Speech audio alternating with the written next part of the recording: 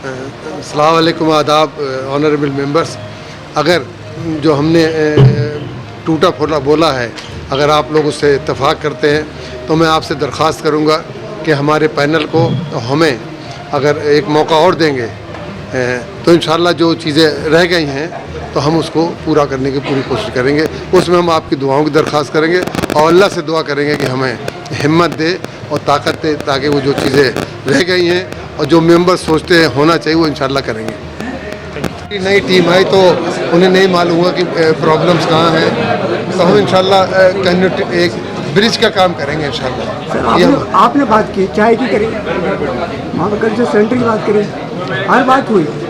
एक बात होती है इस्लामिक कल्चर सेंटर का पर्पस क्या है?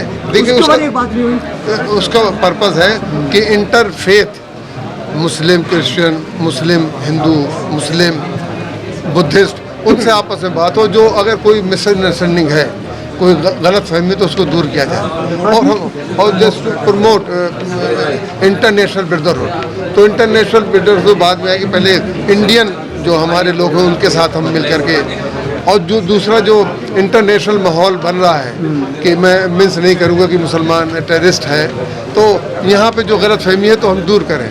सर उसके ना तो आज तो कोई ऐसा डेवलपमेंट हुआ, ना कोई वेबसाइट है, ना कुछ ऐसे प्रोग्राम अटैच हुए, ना यहाँ पे डायलॉग हुए, कोई मतलब मुसलमानों के डायलॉग नहीं। मैं आपसे बिल्कुल इत्तेफाक करता हूँ, यही चीज़ें रह गई हैं जिसने हमें कंपेल किया है इलेक्शन लड़ने के लिए। भले भी अलग देवबंदी अलग, यही कुछ उसमें भी हम जो कुछ नहीं करना। देखिए 72 फिरके में तो हम कुछ नहीं कर सकते क्योंकि हदीस है, वो तो होना है, लेकिन जो आपस में लड़ाई या डिफरेंसेस हैं हम उसमें बिठा करके कि कुछ कॉमन मिनिमम कॉमन प्रोग्राम बना लीजिए कि कम से कम उसके लिए पॉलिटिकल फाइट कीजिए। जो जैसे अमीर खुसरो है और इनका भी कल्चर हम किया होता तो उसका फायदा हो सकता था। हाँ, अगर हम लोग सूफीज़म की तरफ, भक्ति मूवमेंट की तरफ जाएं तो उससे हमें बहुत फ़ायदा हो सकता है, क्योंकि भक्ति मूवमेंट या सूफीज़म वो मिला करके रखना चाहते हैं, वो डिवाइड नहीं करते हैं। तो हमें आपस के जो डिफरेंस ऑफ ओपिनियन है उन्हें दूर करना पड़ेगा।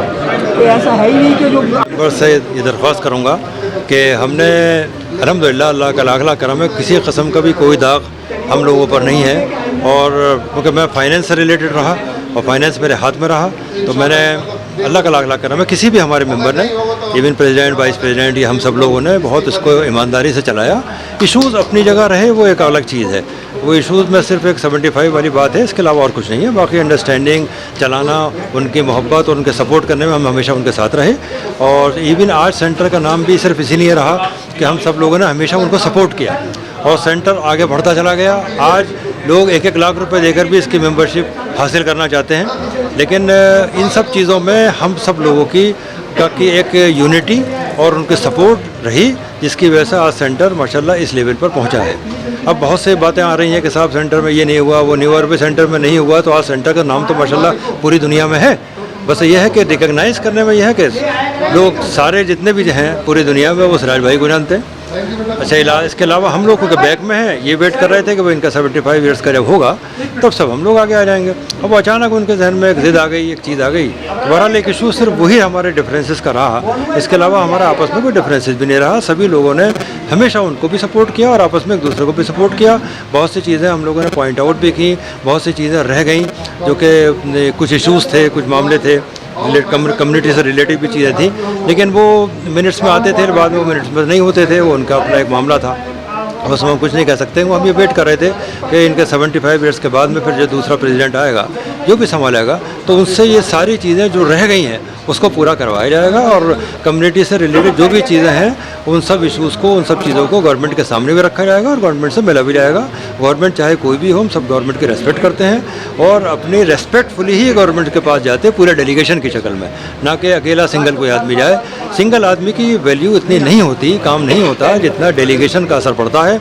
और हमारा मकसद सिर्फ ये है कि इसमें हम चाहे अपने मेंबर्स को भी रखें साथ में, बीओटी भी हों, एग्जीक्यूटिव भी हों, जो है उनको एक साथ में लेकर और फिर कहीं पर चाहे होम मिनिस्ट्री हो, चाहे पीएम हो, चाहे कहीं पर भी हो, उनसे मिलें, उनसे रिक्वेस्ट करें।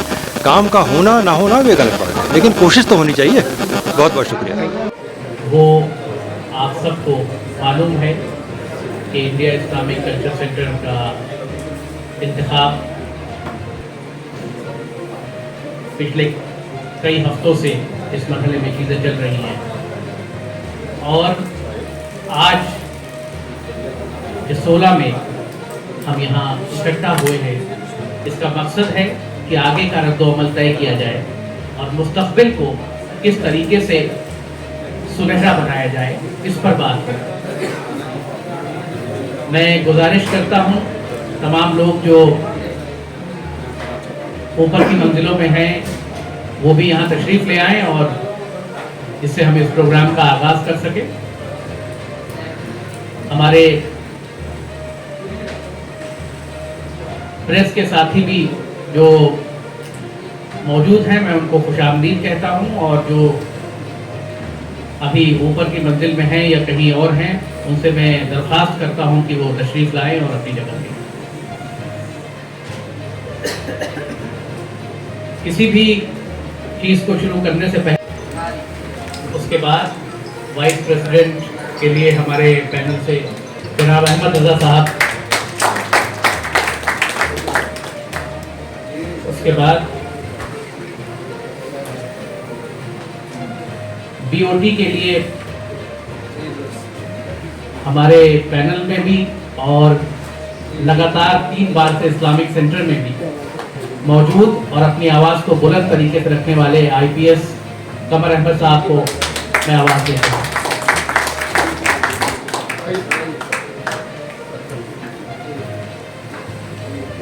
उसके बाद मैं आवाज़ देता हूं शमीम साहब को, जो बीओटी में पहले भी थे और अभी भी बहुत मजबूती से इस्लामिक सेंटर में और सोशल लेवल पर अपनी आवाज़ को बुलंद कर रहे हैं। जी जी जी जी, तालियों से खैर मकदम करें। के बाद मैं आवाज़ देता हूं AMU ओल्ड बॉयज़ से ताल्लुक़ रखने वाले और DDA में एग्जीक्यूटिव इंजीनियर रहे और हमारे यहाँ बीओटी में मजबूत दावेदारी पेश करते हुए फसीला खान साहब को।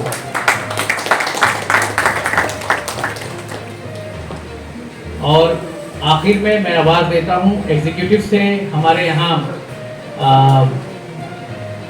सोशल एक्टिविस्ट और इन्वायरमेंट पे बड़ा काम करने वाली गुलनार मिर्जा साहिबा से कि वो भी तशरीफ लाएं और अपनी जगह।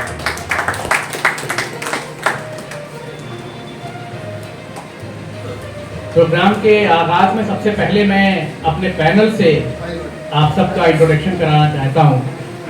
मैं ये चाहता हूं कि आप ये जानें कि इस पैनल को बनाने के लिए कितनी मीटिंगें हुई, कितनी मुशक्कत हुई और हर तरफ से, हर बात से फूल लेने की कोशिश की गई कि कहीं ऐसा ना हो कि ये चमन अतरंगी रह जाए। तो सबसे पहले मैं एग्जीक्यूटिव से शुरू करूंगा और मैं ये कोशिश करूंगा कि सबके नाम मैं आपको बता दूं और फिर उसके बाद सबके बारे में भी थोड़ा थोड़ा मैं बता दूं। सबसे पहले जनाब इखलाक खान साहब, मेरे बड़े भी हैं, मेरे चचा भी हैं और दिल्ली जल बोर्ड में एग्जीक्यूटिव इंजीनियर की पोस्ट पर वो रहे, AMU से ताल्लुक़ रखते हैं और वहाँ पर बास्केटबॉल खेलने में AMU की टीम में कैप्टन रहे। तो जवानी से लेके और खैर अभी भी जवान है, अभी तक बास्केटबॉल खेल रहे हैं। दूसरे नंबर पर मैं खुद हूँ डॉक्टर मिराज हुसैन। मुझे अबरार साहब ने जब इस टीम में लिया तो ये बात हुई कि आप सबसे कम उम्र के हैं और मैंने भी ये बात कही कि सियासत में तो मैं बहुत सारी चीज़ें कर रहा हूँ लेकिन यहाँ मुझे लगता है कि मैं बहुत छोटा हूँ। तो अबरार साहब ने कहा कि हमें आने वाली नस्लों को भी समझाना है कि इस सेंटर को कैसे बचाना है और उनको सिखाने के लिए आज आपकी जरूरत है कि आप सीखें हम लोगों के साथ। तो मैं डॉक्टर हूँ पेशे से और बहुत ज़्यादा अपने बारे में नहीं बताऊँगा, अबरार साहब बता देंगे। गुलनार मैडम हमारे साथ हैं, इन्वायरमेंट पे बड़ा काम कर रही हैं और एग्जीक्यूटिव कमेटी में हमारे साथ जो है वो बहुत ज़बरदस्त तरीके से जुटी हुई हैं लगातार तैयारियों में और उनके ख्यालात आप खुद सुनेंगे तो आप उनसे मुतासिर होंगे।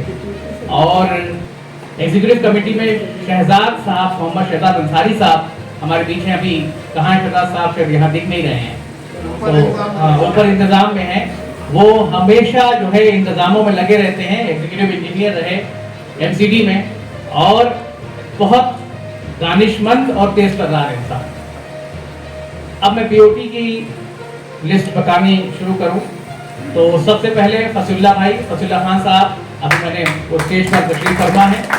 आप सब उनको जानते हैं, अलीगढ़ से उनका ताल्लुक़ रहा है और माशाल्लाह बहुत स्मार्ट आदमी है, तो देख के भी आप समझ सकते हैं। उसके बाद इकबाल मोहम्मद खान साहब, जो शायद अभी यहाँ तशरीफ़ नहीं लाए हैं, रास्ते में हैं, और वो अंडर सेक्रेटरी हैं मिनिस्ट्री ऑफ फूड प्रोसेसिंग में। उसके बाद मोहम्मद फरीद साहब हमारे बीच हैं, खड़े हो जाइए, सलाम करिए। बहुत बड़े एडवोकेट्स में मुल्क के इनका शुमार होता है और सीबीआई के केसेस में खास करके इनकी एक अहम भूमिका रहती है पूरे देश में, और जाना माना नाम है वकालत की दुनिया का। फरीद साहब आपका खैर मकदम है इस पैनल में, सब लोग जोर से एक बार ताली बजाते हैं फरीद साहब को, क्योंकि पहला प्रोग्राम अटेंड कर रहे हैं हमारा। उसके बाद मोहम्मद शमीम साहब सालों से इस्लामिक सेंटर के साथ जुड़े हुए हैं। मुझे ऐसा लगता है कि अगर इनके बारे में कुछ कहा जाए तो वो कम होगा, तो शमीम साहब खुद ही बताएंगे कि वो आगे क्या करना चाहते हैं इस्लामिक सेंटर के साथ। उसके बाद कमर अहमद साहब बीओटी के लिए हमारे मजबूत, और मैं उनकी तारीफ इसलिए नहीं कर सकता कि मुझे लगेगा कि सूरज को चिराग दिखाया जा रहा है।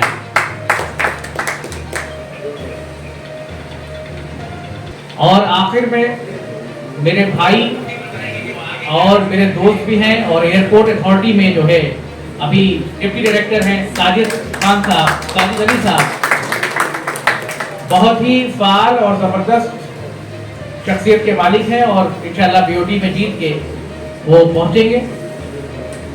उसके बाद मैं अहमद रजा साहब को अगर उनका तारुफ कराऊं तो वो तारुफ के मोहताज नहीं है, जाने माने इंडस्ट्रियलिस्ट हैं इस मुल्क के, और यूपी में जो इंडस्ट्रियलिस्ट एसोसिएशन है उसमें अहदेदारान से एक है, साहिबाबाद में जो इंडस्ट्रियलिस्ट एसोसिएशन है उसमें भी अहदेदारान है, और इन सब के साथ इस्लामिक सेंटर के ट्रेजरार भी रहे हैं अहमद रजा साहब। मैं चाहता हूं कि आप लोग एक बार उनका तालियों से स्वागत करें। और आखिर में जनाब अबरार अहमद साहब इस बार इंशाल्लाह प्रेसिडेंट होने जा रहे हैं। सेटलमेंट बोर्ड के ऑफ इंडिया के चेयरमैन रहे, इनकम टैक्स कमिश्नर रहे मुंबई और दिल्ली दोनों जगहों पर, और छत्तीसगढ़ में भी प्रिंसिपल चीफ कमिश्नर, और उसके साथ साथ इस्लामिक सेंटर में जो अब तक हुआ है, ये जो नई बयार आई है उसके रूहे रवा भी अबरार साहब है। अगर उन्होंने आवाज नहीं उठाई होती तो शायद आज हम यहाँ इकट्ठा नहीं हुए होते, इसलिए वो मुबारकबाद के मुस्तहक है। अब इस पैनल के इंट्रोडक्शन के बाद मैं एक शेर से अपनी बात शुरू करूं कि तूफानों से जा टकराओ सैलाबों पे वार करो, तूफानों से जा टकराओ सैलाबों पे वार करो, मल्लाहों का पीछा छोड़ो तैर के दरिया पार करो। ये है हमारी सोच, जिस सोच से हम इस इलेक्शन में आए हैं। हमें किसी सियासी या किसी गैर सियासी एसोसिएशन के साथ एसोसिएट नहीं होना है, हमें एक ऐसा फोरम क्रिएट करना है जो फोरम हर एक का ख्याल रख सके। एक लाइन जो हमारे बहुत खास तरीके से हमारे पैनल के द्वारा सारे लोग ये बात कहते हैं कि हमें इंडिया इस्लामिक कल्चर सेंटर को एक क्लब नहीं बनने देना है, हमें इसे एक सेंटर बनाना है, centre for the reforms, centre for the community reforms. और इस चीज को करने के लिए यहाँ जो लोग बैठे हैं उन्होंने ना कभी सेंटर से कोई फायदा उठाने की कोशिश की है, चाहे वो बिजनेस बढ़ाने के टर्म्स में हो, चाहे वो कोई सियासी मुस्तकबिल हासिल करने के टर्म्स में हो, और ना आगे करेंगे।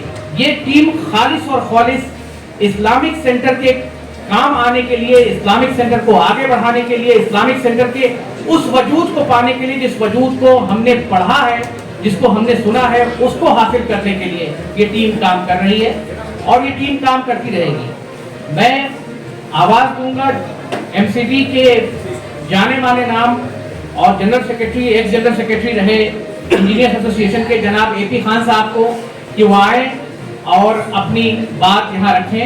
एपी खान साहब को किसी जो है इंट्रोडक्शन के मोहताज नहीं है, एमसीडी में उनकी एक बड़ी धमक है। मैं चाहता हूँ कि आप तक उनका जनाब एपी खान साहब स्टेज पर।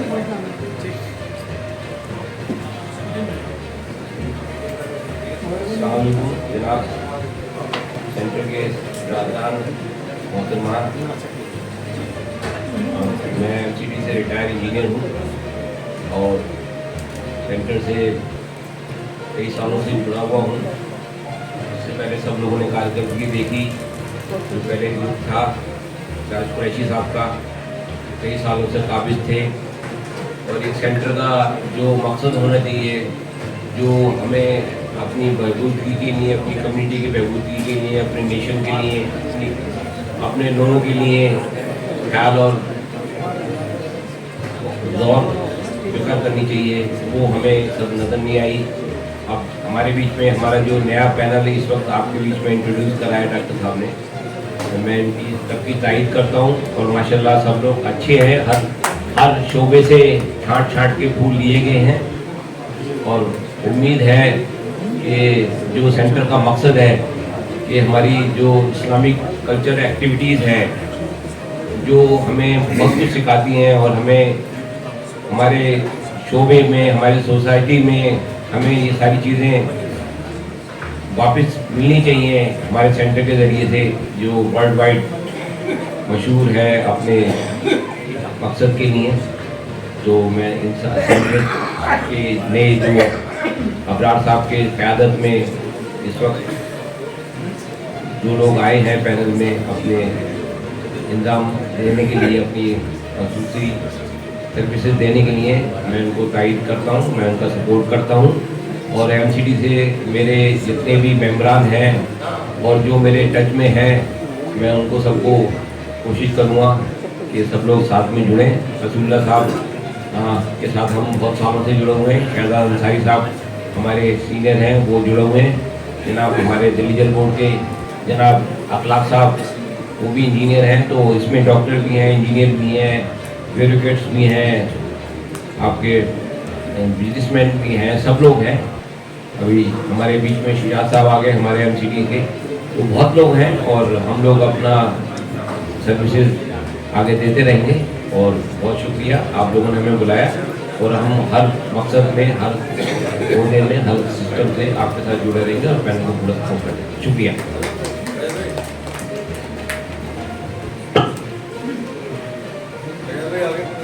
AP खान साहब ने अपने ख्यालात रखे, मैं बहुत शुक्रगुजार हूँ उनका। मैं चाहता हूँ कि इस जो महफिल सजी है इसको अब थोड़ा और मजबूत किया जाए और हमारे बीच साजिदा आपा मौजूद है। मैं चाहूँगा कि वो 2 अल्फाज यहाँ आकर कहें और पैनल का सपोर्ट करें अपने अल्फाज से। प्लीज आइए, प्लीज आइए, प्लीज आ जाइए, आ जाइए।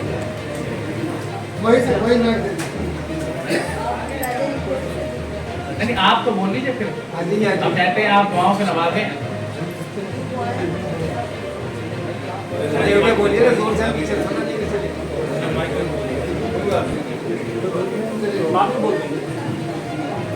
चलिए हम इस कारवा को आगे बढ़ाते हैं। हम जब इस सेंटर की बात करते हैं तो इस सेंटर की बात में हम ये नहीं कहते कि यहाँ एक रंग के फूल होंगे। हम ये चाहते हैं ये सेंटर ना सिर्फ कम्युनिटी के लिए बल्कि मुल्क के लिए भी एक ऐसा सेंटर बने जिसका एग्जाम्पल लोग दुनिया में दे सकें कि एक ऐसा सेंटर है जहाँ गंगा जमनी तहजीब सिखाई जाती है। ये एक ऐसा सेंटर है जहाँ इंटरफेथ डायलॉग्स होते हैं। ये एक ऐसा सेंटर है जहाँ हम सब मिल बांट के एक साथ दोस्तों की तरह रहना पसंद करते हैं, ना कि खलफशार पैदा करना।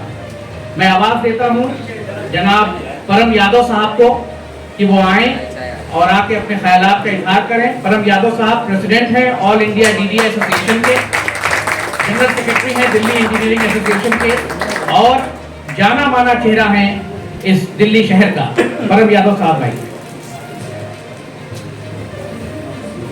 थैंक यू डॉक्टर साहब। सबसे पहले मैं अबरार साहब की टीम को बहुत बहुत मुबारकबाद देता हूँ कि उन्होंने एक ऐसी टीम बनाई है जिसमें हर टाइप के लोग हैं। ब्यूरोक्रेट भी हैं, इंजीनियर भी हैं, बिजनेसमैन भी हैं और हर तबके के लोग हैं। मैं DDA में प्रेसिडेंट हूँ इंजीनियर्स एसोसिएशन का और दिल्ली इंजीनियर्स एसोसिएशन का जनरल सेक्रेटरी हूँ और काफ़ी लंबे टाइम से मैं इंजीनियर पॉलिटिक्स का जुड़ा हूँ। और इस्लामिक सेंटर के साथ भी जुड़ा हुआ हूँ। मैं 86 से लगभग 86 से पॉलिटिकल एक्टिविटी में रहा।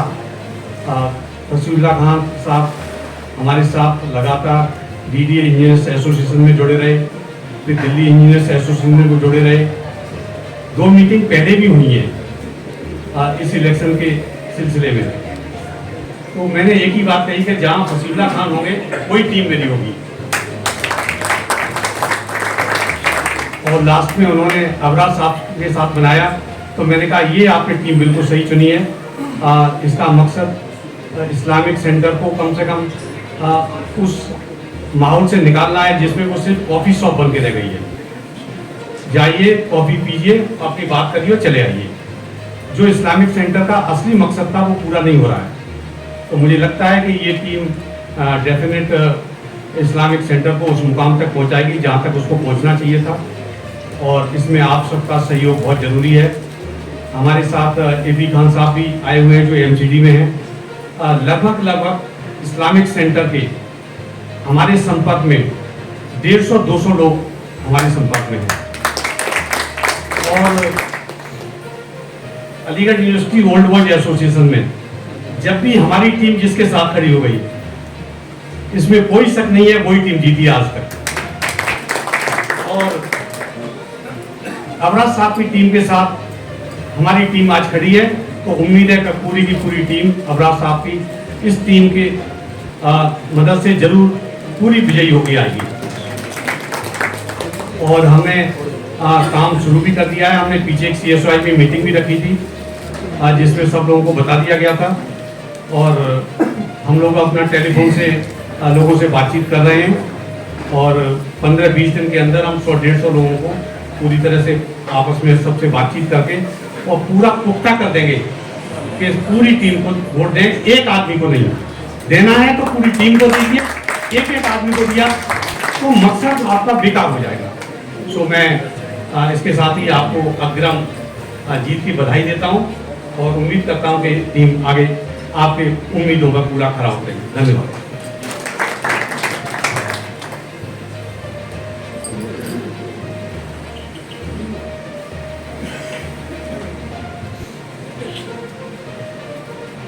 इस सितारों के झुरमुट में जितने भी लोग हैं सब मोअज़्ज़िज़ हैं, सब बड़े हैं और सब अपने अपने शोबों में कमाल कर रहे हैं। कोई भी इंट्रोडक्शन का मोहताज नहीं है। और एग्जीक्यूटिव कमेटी का उम्मीदवार होने से ज़्यादा मेरे ऊपर जिम्मेदारी इस वक्त एंकर होने की है, और बहुत सारे नाम हैं जिनको मैं चाहता हूं कि वो स्टेज से अपनी बात रखें और टीम अबरार को अपना जो सपोर्ट है वो खुलकर जाहिर करें। मैं आवाज़ देना चाहता हूं फरीद बरनी साहब को। फरीद बरनी साहब को मैं आवाज़ देना चाहता हूं कि वो तशरीफ लाएं और अपने ख्यालात का इजहार करें और आगे का रास्ता दिखाएं टीम को। फरीद बरनी साहब।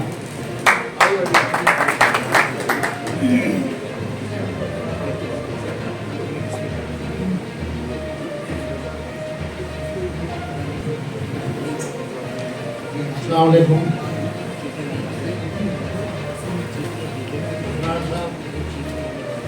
दादा भाई, एहतराम शमीम साहब,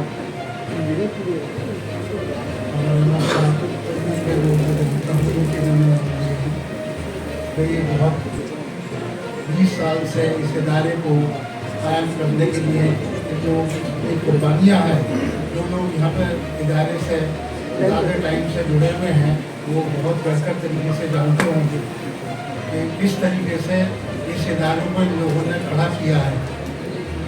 मुझको मालूम है कि मैं अलीगढ़ से हूँ और हमारी अलीगढ़ एसोसिएशन भी यहाँ पे रही है, लेकिन जो बात इन लोगों में थी कि इन लोगों ने इतना बड़ा इदारा कायम कर दिया और उसको चला रहे हैं और उसको मेंटेन कर रहे हैं, ये बहुत बड़ी चीज़ है, बहुत बड़ा कारनामा है इनके लिए, और जो कि कोई आसान काम नहीं है।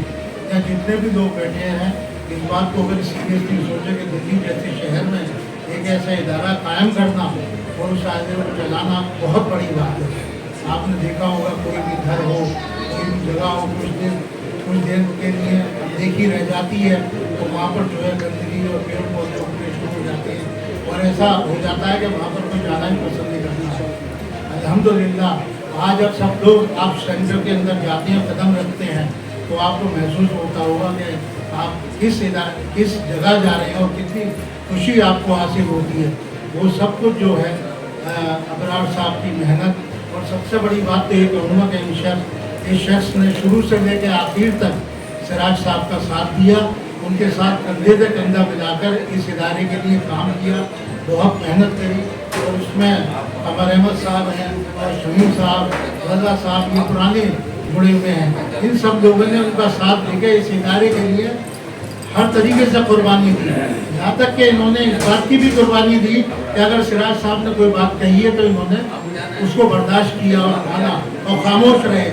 और आपको ये भी मालूम होगा अच्छी तरह से कि पिछली मरतबा एक सेक्रेटरी साहब थे टीम के अंदर, उन लोगों ने उन साहब ने जो है वो सिराज साहब की किसी बात पे उनकी मिसअंडरस्टैंडिंग हुई और फिर वही हालात शुरू हो गए।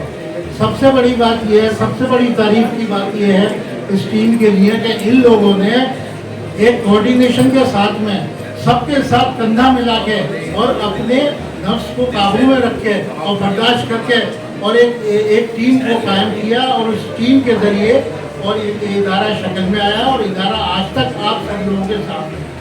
तो मेरी आप सभी लोगों से गुजारिश है कि देखिए, और दूसरी सबसे बड़ी बात ये बता रहा हूँ कि भाई देखो, इस इदारे को चलाना एक आसान काम नहीं है। इसके लिए आपको एक बहुत ही समझदार और सीनियर आदमी की बहुत सख्त ज़रूरत है। अब हमारे साथ में सबसे बड़ी दिक्कत क्या आ रही है कि भाई हम नौजवान लोग हैं, अब वो उतनी समझदारी तो उनमें है नहीं, तो हमारे लिए बहुत ज़रूरी है कि हमारी टीम के अंदर कुछ पुराने लोग जो काफ़ी दिन से इदारे के लिए काम कर रहे हैं वो इस टीम में आए और अपने साथ में जो नए बच्चे लेकर आए हैं, नई टीम है इनकी, उनके साथ मिलकर काम करें। और देखिए, जहाँ तक कमी का सवाल है, अब देखिए कमी तो किसी को कुछ नहीं मिला तो कह दिया साहब इनको ढाल बना दिया। अब देखिए, मैं जितने भी लोग बैठे हैं यहाँ पे, सब बेटा बेटी वाले लोग हैं भाई, सबको शादी की ज़रूरत पड़ती है। भाई मैंने अपनी बेटी की शादी करी थी और जो प्रोग्राम हुआ था, मेरे जितने भी इन्वाइटी थे भाई, जितने खुश होकर गए थे कि मैं बता नहीं सकता। और हम लोगों के लिए, मैं आपको एक बात बताऊँ, और हम लोगों के लिए जगह कहाँ है बताइए। आप ओखला में प्रोग्राम रख लीजिए, आपका गेस्ट 2 घंटे में तो वहाँ ओखला जाम पे खड़ा रहेगा, वहाँ तक पहुँच भी नहीं पाएगा। वही कहाँ रखेंगे आप? कोई ऐसी जगह नहीं है। ये हमारी बहुत बहुत बड़ी ज़रूरत है कि हमें शादी ब्याह के लिए भी जगह चाहिए। और भी कम्युनिटी, ये इस्लामिक सेंटर भी इस काम को नहीं करेगा तो कौन करेगा? बस एक मेरी दरख्वास्त है जो उस टाइम पे मैंने सदर साहब से रखी थी, सिराज कुरैशी साहब से, लेकिन वो नहीं मानी उन्होंने, कि भाई देखिए, मेंबर के लिए जो है ना, मेंबर के लिए एक मुकाम होना चाहिए। वो क्या मुकाम है कि भाई चलो, बैंकेट हॉल का चार्जेस मेंबर के लिए जो है वो 50,000 रुपये है, तो नॉन मेंबर के लिए 75,000 है। तो कुछ मेंबर को ही महसूस होना चाहिए कि भाई मैं इसका मेंबर हूँ, मुझे इसमें 25,000 का डिस्काउंट मेरा है, वो इसलिए मुझे मिला है तो मैं ना करना चाहूँ। तो ये चीज़ होनी चाहिए। दूसरी बात ये है कि मैं एक और बात रखूँगा कि साहब वो कॉफ़ी शॉप आपने सब सुना हुआ, हर आदमी कॉफ़ी, फिर तो ज़रूरत है भाई मेंबर्स आएंगे, कॉफ़ी भी लेंगे, लेकिन उसके अंदर भी ये ज़रूरी है कि कॉफ़ी शॉप का भी ऐसा होना चाहिए कि उसमें मेंबर्स के लिए एक मतलब डिस्काउंट ही लो। अब 100 रुपये की कॉफ़ी तो भाई मैं कहीं भी पी लूँगा, वहाँ पी रहे तो वहाँ महसूस होना चाहिए कि भाई हाँ, मेंबर्स का रेट ये हर जगह ऐसा ही है, तो यहाँ पर होना चाहिए। और दूसरी बात ये है कि भाई हम सब लोग आपके साथ में मिल करिए इंशाल्लाह, और ये टीम जो है कामयाब होगी। और नए प्रोग्राम के साथ में है जो ये पहले कुछ नहीं कर पाए। आप जानते ही हैं, देखिए सिराज भाई की मैं कोई भी बुराई नहीं करूँगा, बहुत अच्छे इंसान है, बहुत ही बेहतरीन आदमी है। ऐसा आदमी इस कम्युनिटी में आना बहुत मुश्किल है। अब लेकिन अब क्या है भाई, आदमी को भाई बूढ़ा तो होता ही है, उसे रिटायर तो होना ही है। अब भाई क्या करें भाई, बाकी लोगों को फिर आगे आना चाहिए ना, वो उठाना चाहिए। तो उस आदमी में 1000 खूबियाँ हैं, इसमें कोई शख्स नहीं है। और भाई अब ये नई टीम जो काम उस टाइम पे रह गए, जो काम सिराज साहब नहीं कर पाए जो किसी भी वजह से, तो हमारी जो नई टीम आ रही है इंशाल्लाह वो बाकी चीज़ें हैं मेंबर्स के लिए नई टीम ज़रूर करेंगे। इसी के साथ ही मैं अपनी बात खत्म करता हूँ।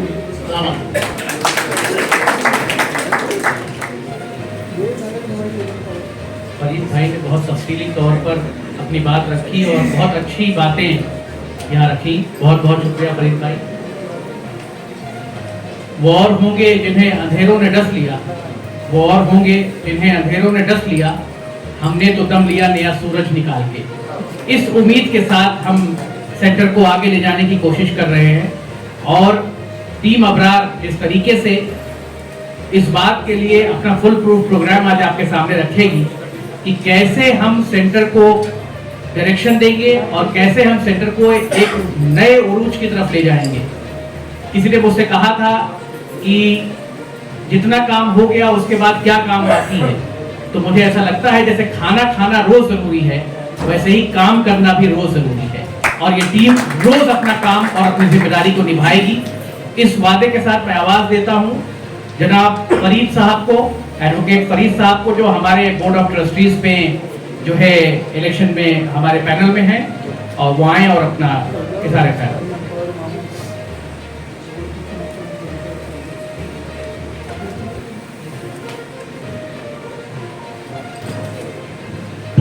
इज्जत माब अबरार साहब, हमारे डाइस में बैठे हुए अमर साहब, राजा साहब, शमीद साहब, अफलाक साहब, फसूल्ला साहब, मैडम, लेडीज एंड जेंटलमैन, अस्सलाम वालेकुम।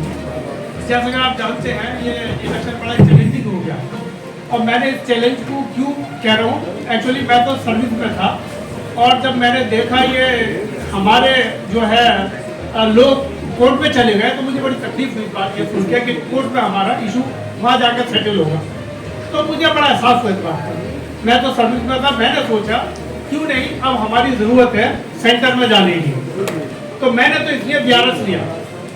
मैं दिली बात बता रहा हूँ, ये सोचा कि भाई हम लोगों को ऐसी जगह जाने की ज़रूरत है, हमने नौकरी तो कर ली, 1.5 साल बचा, अच्छा है जो टाइम बचा हम सेंटर में जाकर कुछ खिदमत करें।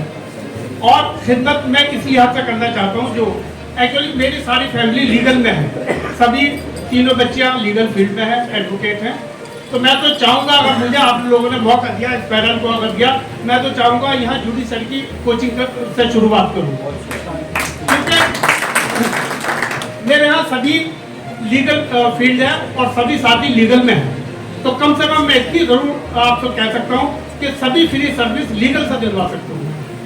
तो कम से कम, और लीगल में सबसे अच्छी बात यह है, लॉ प्रोफेशन एक ऐसा है लीगल का, कभी भी ओवर एज नहीं होता और हर वक्त सबसे ज़्यादा गवर्नमेंट जॉब लीगल में है।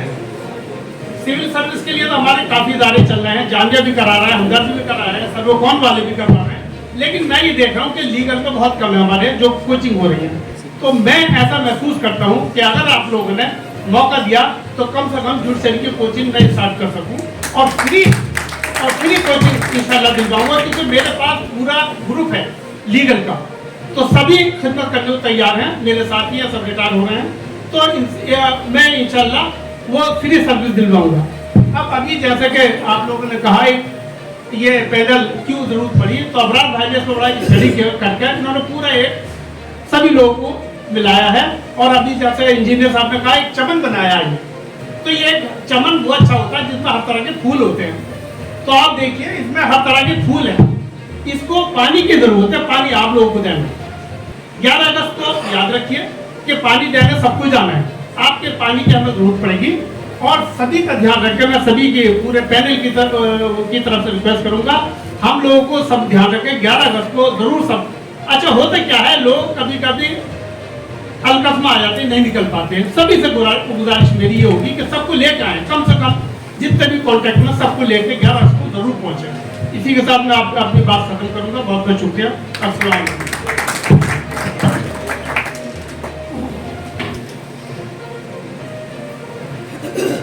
इस इलेक्शन में एक चीज़ ये देखी जा रही है कि बहुत बड़े बड़े प्रोग्राम्स, बड़े बड़े होटल, 5 स्टार और चीज़ें एक्स्ट्रा वैगेंजा के लिए जो कुछ हो सकता है वो इन्वॉल्व है, लेकिन जब हमने आपस में ये बात रखी और मैंने ये बात कही कि वो तमाम बड़े होटलों में प्रोग्राम हो रहे हैं और चीज़ें हो रही हैं, तो कमर साहब ने और अबरार साहब ने जो बात मुझसे कही, वो बात मैं एक शेर के तरीके से आपके सामने रखना चाहता हूँ। जुगनुओं ने फिर अंधेरों से लड़ाई जीत ली, जुगनुओं ने फिर अंधेरों से लड़ाई जीत ली, चांद सूरज घर के रोशनदान में रखे रहे। तो मैं ये अर्ज कर दूं कि यहाँ जो टीम बैठी हुई है, ये टीम काम करने वाली टीम है। ये काम सिर्फ इंटीरियर डिजाइनिंग का नहीं करेगी, ये काम बुनियादी करेगी और हम बुनियादी काम करने के लिए यहाँ मौजूद हैं। मैं आवाज देता हूँ इसी के साथ जनाब साजिद खान साहब को। साजिद खान साहब नहीं बोलना चाहते। इखलाक भाई हमारे एग्जीक्यूटिव के कैंडिडेट हैं। इखलाक भाई तशरीफ लाइए और बहुत ही डायनेमिक पर्सनालिटी के मालिक हैं। मैं चाहता हूं कि रोशनी डालें।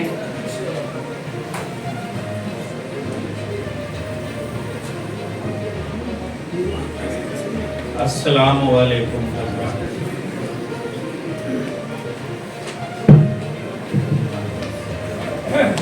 आज हम लोग इसलिए जमा हुए हैं कि इंडिया इस्लामिक कल्चर सेंटर की जो हालत माजी में रही, या इससे कोई आदमी मुस्तफीद नहीं हुआ अदर देन एक सिंगल आदमी जो इससे हमेशा फ़ायदा उठाता रहा, और हमारे अबरार साहब जैसे होनहार आदमी को उन्होंने बर्फ में लगा दिया, और अगर इन्होंने कभी बोलने की हिम्मत और जसारत की तो उन्हें खामोश कर दिया गया। मैं आपको यकीन दिलाता हूँ कि जब भी अगर हमें आप लोगों ने मौका दिया तो इंशाअल्लाह हम ये दिखाएंगे कि जो मकसद था इंडिया इस्लामिक कल्चर सेंटर का, वो उस पर हम काम करेंगे और इसको हद्दुल इम्कान कोशिश करेंगे कि इसको ऊंचाइयों तक ले जाएं। और आपको ये बताएं कि इंडिया इस्लामिक कल्चर सेंटर कोई कॉफ़ी शॉप या रेस्टोरेंट तक नहीं महदूद है, बल्कि हमारा मकसद सिर्फ ये था कि हम और लोगों को ये बताएं कि इंडिया इस्लाम है क्या और इस्लाम की टीचिंग है क्या, ताकि लोग मुस्तफीद हो सकें। हमारा ये मकसद हरगिज़ नहीं था कि हम वहाँ जाके बैठें पॉलिटिकल अफेयर्स पे बात करें। उसके लिए बहुत जगह हैं इंडिया में, समझे आप। तो मैं सिर्फ यही कहना चाह रहा था कि आप इंशाअल्लाह अगर आपने वो मौका दिया हमें, तो हम ये दिखाएंगे कि कल का इंडिया इस्लामिक कल्चर सेंटर क्या था और कल का क्या होगा, और इंशाअल्लाह आपको खुशियाँ होंगी, उससे मायूसी नहीं होगी। मैं आप लोगों से यही दरख्वास्त करूँगा कि आप इसमें न सिर्फ हमें अपना वोट दें, बल्कि अपना ताउन दें। हमें आपकी सपोर्ट निहायत ही ज़रूरी है, और अबरार साहब जो चाहते हैं उनको उस मकसद में कामयाब होने का मौका फराहम करें। खुदा हाफ़िज़। बहुत शुक्रिया इखलाक भाई। अब मैं लिस्ट बहुत लंबी है मेरे पास, और बहुत सारे लोग बहुत सारी बातें कहना चाहते हैं। मैं उस सिलसिले में अब प्रोग्राम को आगे बढ़ाते हुए फौजिया मैम से गुजारिश करूंगा, एडवोकेट फौजिया मैम से, कि वो आएँ और अपने ख्यालात का इजहार करें। मुहतरमा फौजिया साहिबा।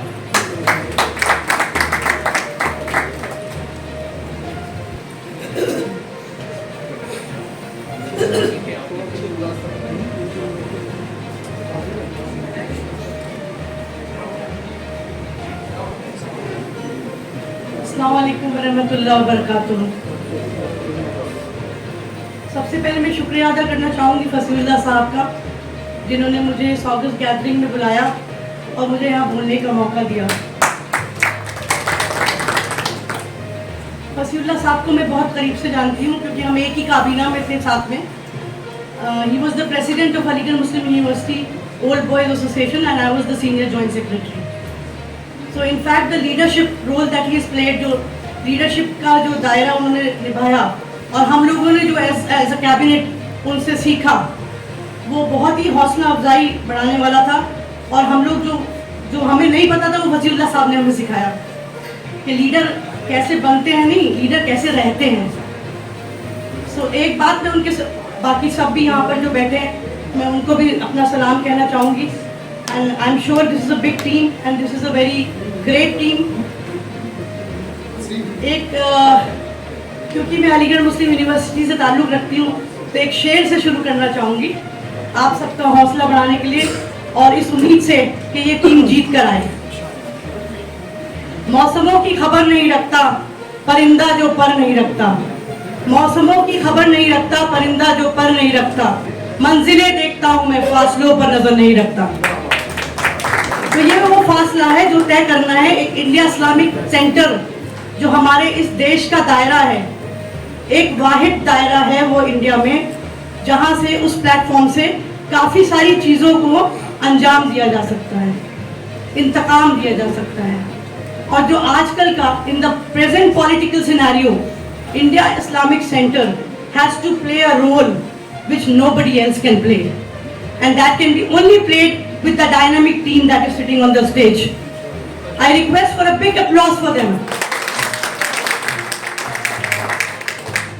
And the journey has just started.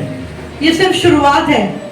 अगली बार मैं चाहूँगी कि जितने लोग यहाँ बैठे हैं वो अपने साथ और 5 लोगों को लेकर आए और हम इससे बड़े हॉल में गैदरिंग करें. We have to increase our support system, and apart from increasing our support system, ये मैसेज भी सोसाइटी को जाना चाहिए कि एक ऐसी टीम ने हौसला किया आगे आने का जिसने पहले भी बहुत काम किया और आगे भी बहुत काम करना चाहती है कौम के लिए. मैंने जब अलीगढ़ मुस्लिम यूनिवर्सिटी से तालीम हासिल करी कानून की, सो थोड़ा सा ब्रीफ कर दूं मैं अपने बारे में जो लोग मुझे नहीं जानते. मेरा नाम मरियम फौजिया रहमान है. मैंने 2004 में अलीगढ़ मुस्लिम यूनिवर्सिटी से BLLB ऑनर्स किया है and I am a social justice lawyer practising since last 19 years at the high court, various high courts and the supreme court of India. तो मुझे लगा कि इस तालीम को हासिल करके मुझे अपने ही देश के मुद्दों पर काम करना है और मुझे अपनी कौम के लिए काम करना है. और कौम परस्त होना आज की तारीख में जो है वो सबसे बड़ी अहमियत रखता है. हम में से जितने भी लोग यहाँ बैठे हैं वो हम सब वाकिफ हैं आज के हालात से और ये कोई भी डिनाई नहीं करेगा कि we have to walk hands in hands together to bring our community and for the upliftment of our community and our society. जिसने जिस दिन ये ठान लिया कि हमें एक दूसरे का हाथ पकड़ के अपने हर भाई को और हर बहन को आगे बढ़ाना है, मुझे नहीं लगता हमारी कम्युनिटी पीछे रहेगी. Self goal, self interest and self goal, self interest और अपने लिए काम करने से ज़्यादा अच्छा है कि आप लोगों के लिए काम करें, उन्हें आगे बढ़ाएं, तो आपका नाम खुद ब खुद होगा. इस वक्त जो हालात हैं, I am sure everybody is aware again that the India Islamic Center was under the cloud. The matter was, sub judice in Delhi High Court. There was a receiver which was appointed. उस सब की लड़ाई लड़के हम बाहर निकले हैं और ये वक्त है प्रूव करने का कि हम क्या कर सकते हैं सही मायनों में इस्लामिक सेंटर के दायरे से और इस प्लेटफॉर्म से, जो कि मैं पूरी उम्मीद करती हूँ कि जितने भी लोग इस स्टेज पर बैठे हैं और अगर आज मैं उनको रिप्रेजेंट कर रही हूँ बिकॉज ऑफ फसीउल्लाह सर जिन्होंने मुझे बताया, हर एक के बारे में ब्रीफ किया, पूरी टीम के बारे में सोच समझ के मैं यहाँ आई हूँ और मुझे सबसे पूरी उम्मीद है कि इंशाल्लाह we will win and we will keep winning and we will make the Islamic Centre and the entire community proud of this team. आखिरी में मैं बस एक बात कहना चाहूँगी, बहुत ज़्यादा वक्त नहीं लूँगी आप लोगों का, बहुत सारा वक्त ले लिया क्योंकि मुझे एकदम अचानक से बुला लिया गया. मुझे नहीं पता था कि मुझे जाते ही स्पीच देनी पड़ जाएगी. बस एक वादा आप लोगों से चाहती हूँ कि जब आप जीत के आएँ और जब आप पोस्ट ऑफिस बेयरर्स बन जाएं तो आप ये मत भूलिएगा कि आप थोड़ा सा रिजर्वेशन विमेन कैंडिडेट्स के लिए लाए वहाँ पर। There has to be, you know, if you teach a man, you teach just a man, but if you teach a woman, you teach the entire family and the entire community. So if you bring a woman in your cabinet, I'm sure your energy, your power and your, you know, your reach will be just double. So ये मेरी एक गुजारिश है। फसीउल्लाह साहब मुझे feminist कहते हैं, but that's not the case. I think अभी अगर मुझे लगता कि ये आधा हॉल यहाँ पे अभी हमारी बहनें सब अपनी वाइफ्स और अपनी सिस्टर्स को या सबको लेकर आए यहाँ पे, अगली बार मैं चाहती हूँ आप जितने भी लोग यहाँ बैठे हैं वो अपने घर की औरतों को भी साथ लाएं, और मैं चाहती हूँ यहाँ स्टेज पर भी अगली बार कम से कम 50% विमेन बैठी हूँ इंशाल्लाह। Thank you. इसके साथ मैं अपनी बात पूरी करूँगी। अब मैं उस शख्स को बुलाने जा रहा हूँ जिसको सेंटर का एक एक मेंबर बखूबी जानता है, और वो अपने फ़राइज़ को सेंटर के लिए हो, निज़ामुद्दीन वेस्ट के लिए हो, और या फिर मुल्क के लिए हो, पुरानी दिल्ली के होटल मार्केट से लेके निज़ामुद्दीन वेस्ट से इस्लामिक सेंटर तक हर जगह अपनी खिदमतों को अंजाम देने वाले शमीम साहब को मैं दावत देता हूँ, जो लगातार सेंटर की खिदमत कर रहे हैं और आगे और ज़्यादा तेज़ी से और दमदार तरीके से खिदमत करेंगे, इस वादे के साथ आपके सामने आ रहे हैं। जनाब शमीम साहब, खिदमत करेंगे।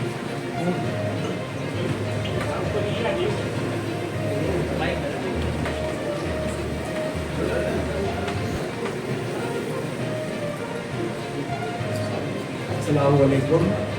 डाइस पे बैठे हमारे प्रेसिडेंट साहब, अबरार साहब और अबरार साहब की टीम है उनके साथ, और हमारे जो मीडिया के लोग आए हैं उनका मैं मशहूर शुक्रगुजार हूँ, और जो हमारे मेम्बरान इतनी दूर दूर से चलकर आए हैं हमारी मोहब्बत के, हमारी मोहब्बत में मैं उनका बहुत मशहूर शुक्रगुजार हूँ।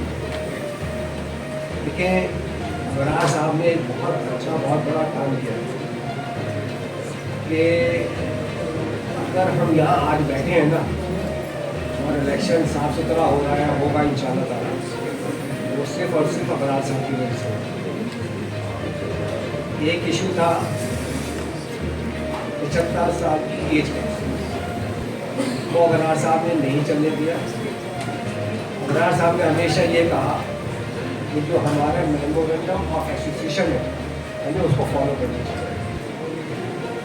अगर हम उसको फॉलो नहीं करेंगे तो जो आने वाले हमारी जनरेशन है वो हमसे क्या कहेगी।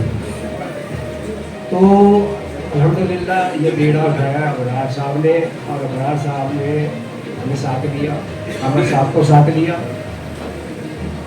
अहमद रजा साहब को साथ लिया, मुझे साथ लिया।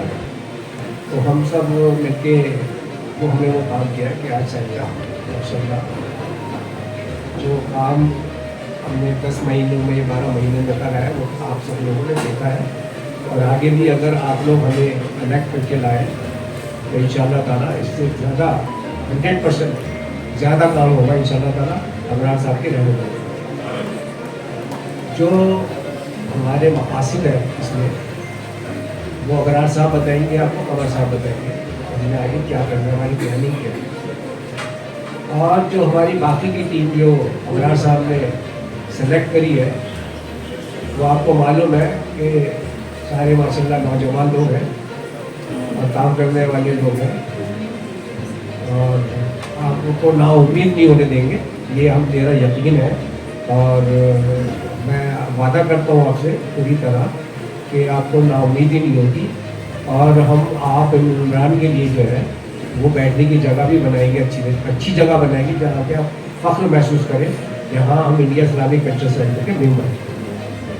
कॉफ़ी शॉप भी हम अच्छा बनाएंगे, और लेडीज़ के लिए जैसे फौजिया हमारे बेटी कहूँगा, फौजिया को मेरे ख्याल से मेरे बारे में याद नहीं है मरियम का, तो फौजिया ने पिछले 5 साल पहले भी हमारे लिए बहुत काम किया था, मैं मशहूर हूँ, शुक्रगुजार हूँ उनका। बाकी जो चीज़ें आपको जो हमारा मैनिफेस्टो है, जो हमारा विजन है, वो हमारे सदर साहब बताएंगे और कमर साहब बताएंगे और हमारे वाइस प्रेसिडेंट साहब बताएंगे। इसके बाद मैं अपनी बात ख़त्म करता हूँ क्योंकि टाइम है नहीं और खाने का भी टाइम हो रहा है। तो 2-2 मिनट सबको लेने चाहिए, सबको बताना चाहिए। शुक्रिया बहुत बहुत। अस्सलाम वालेकुम।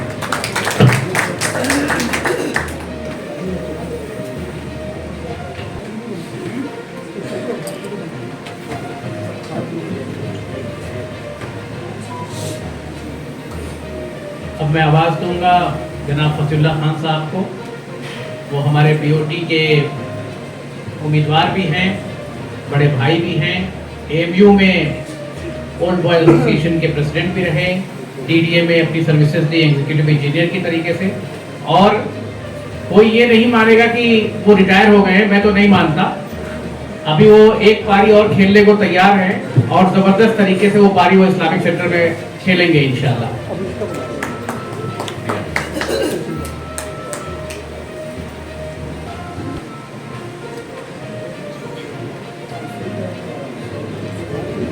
जनाब चौधरी शुजात साहब, हमारे बड़े भाई चौधरी असदुर्रहमान साहब, आरिफ अली साहब और हमारे सीनियर्स और दोस्तों, अस्सलाम वालेकुम। जब शहनशाह मुझे नजर आए अभी बैठे थे, आप 2 मिनट बोल दो यार, मुझसे पहले बोल दो। आ जाओ शहनशाह जो इस वक्त एएमयू ओल्ड बॉयज एसोसिएशन के बहुत ही एक्टिव है, माशाल्लाह जितनी भी तारीफ की जाएगी कम।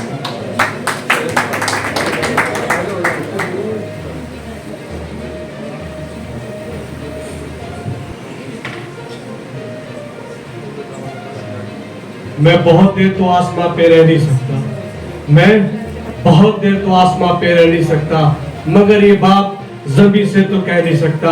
और सहारा लेना ही पड़ता है मुझको दरिया का, सहारा लेना ही पड़ता है मुझको दरिया का।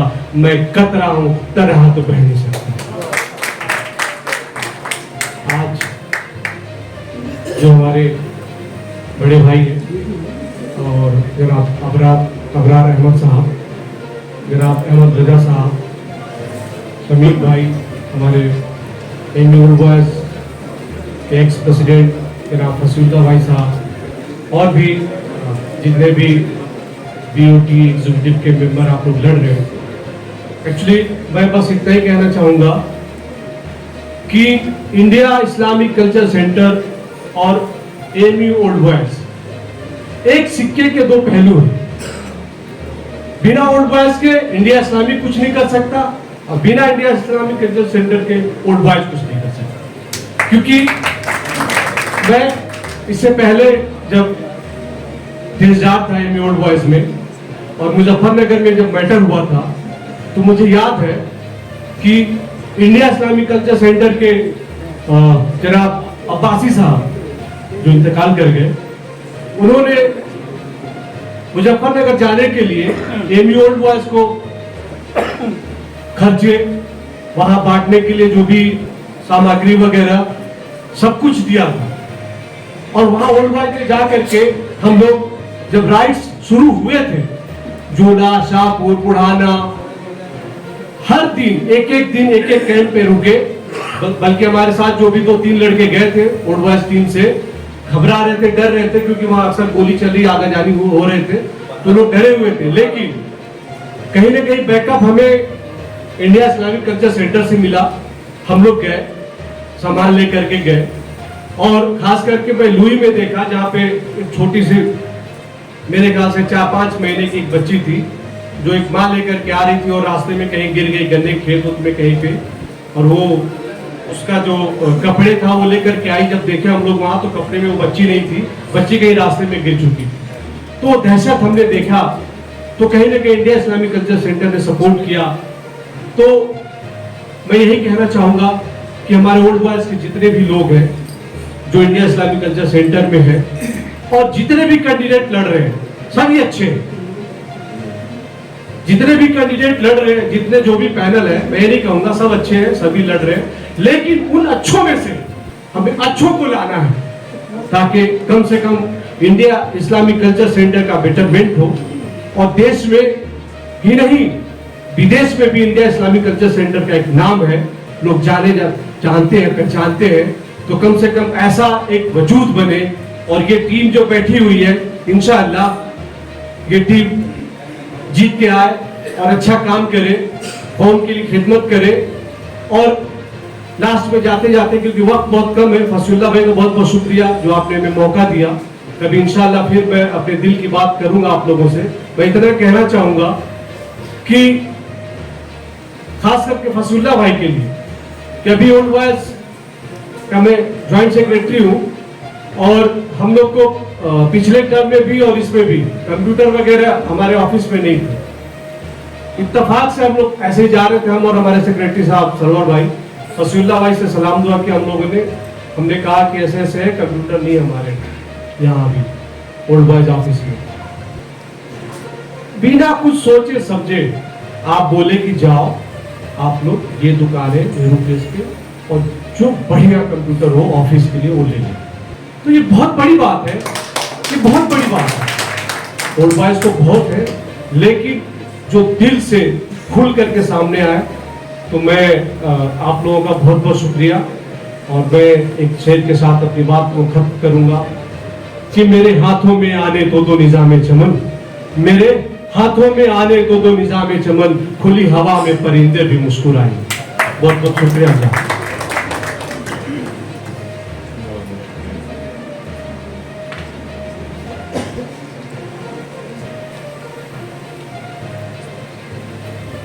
बहुत बहुत शुक्रिया शहंशाह साहब, आप माशाल्लाह काबिल भी काफ़ी हैं, क्योंकि PhD की भी इन्होंने लॉ में, जो नॉर्मली कम लोग करते हैं, और एक्टिव भी काफ़ी हैं।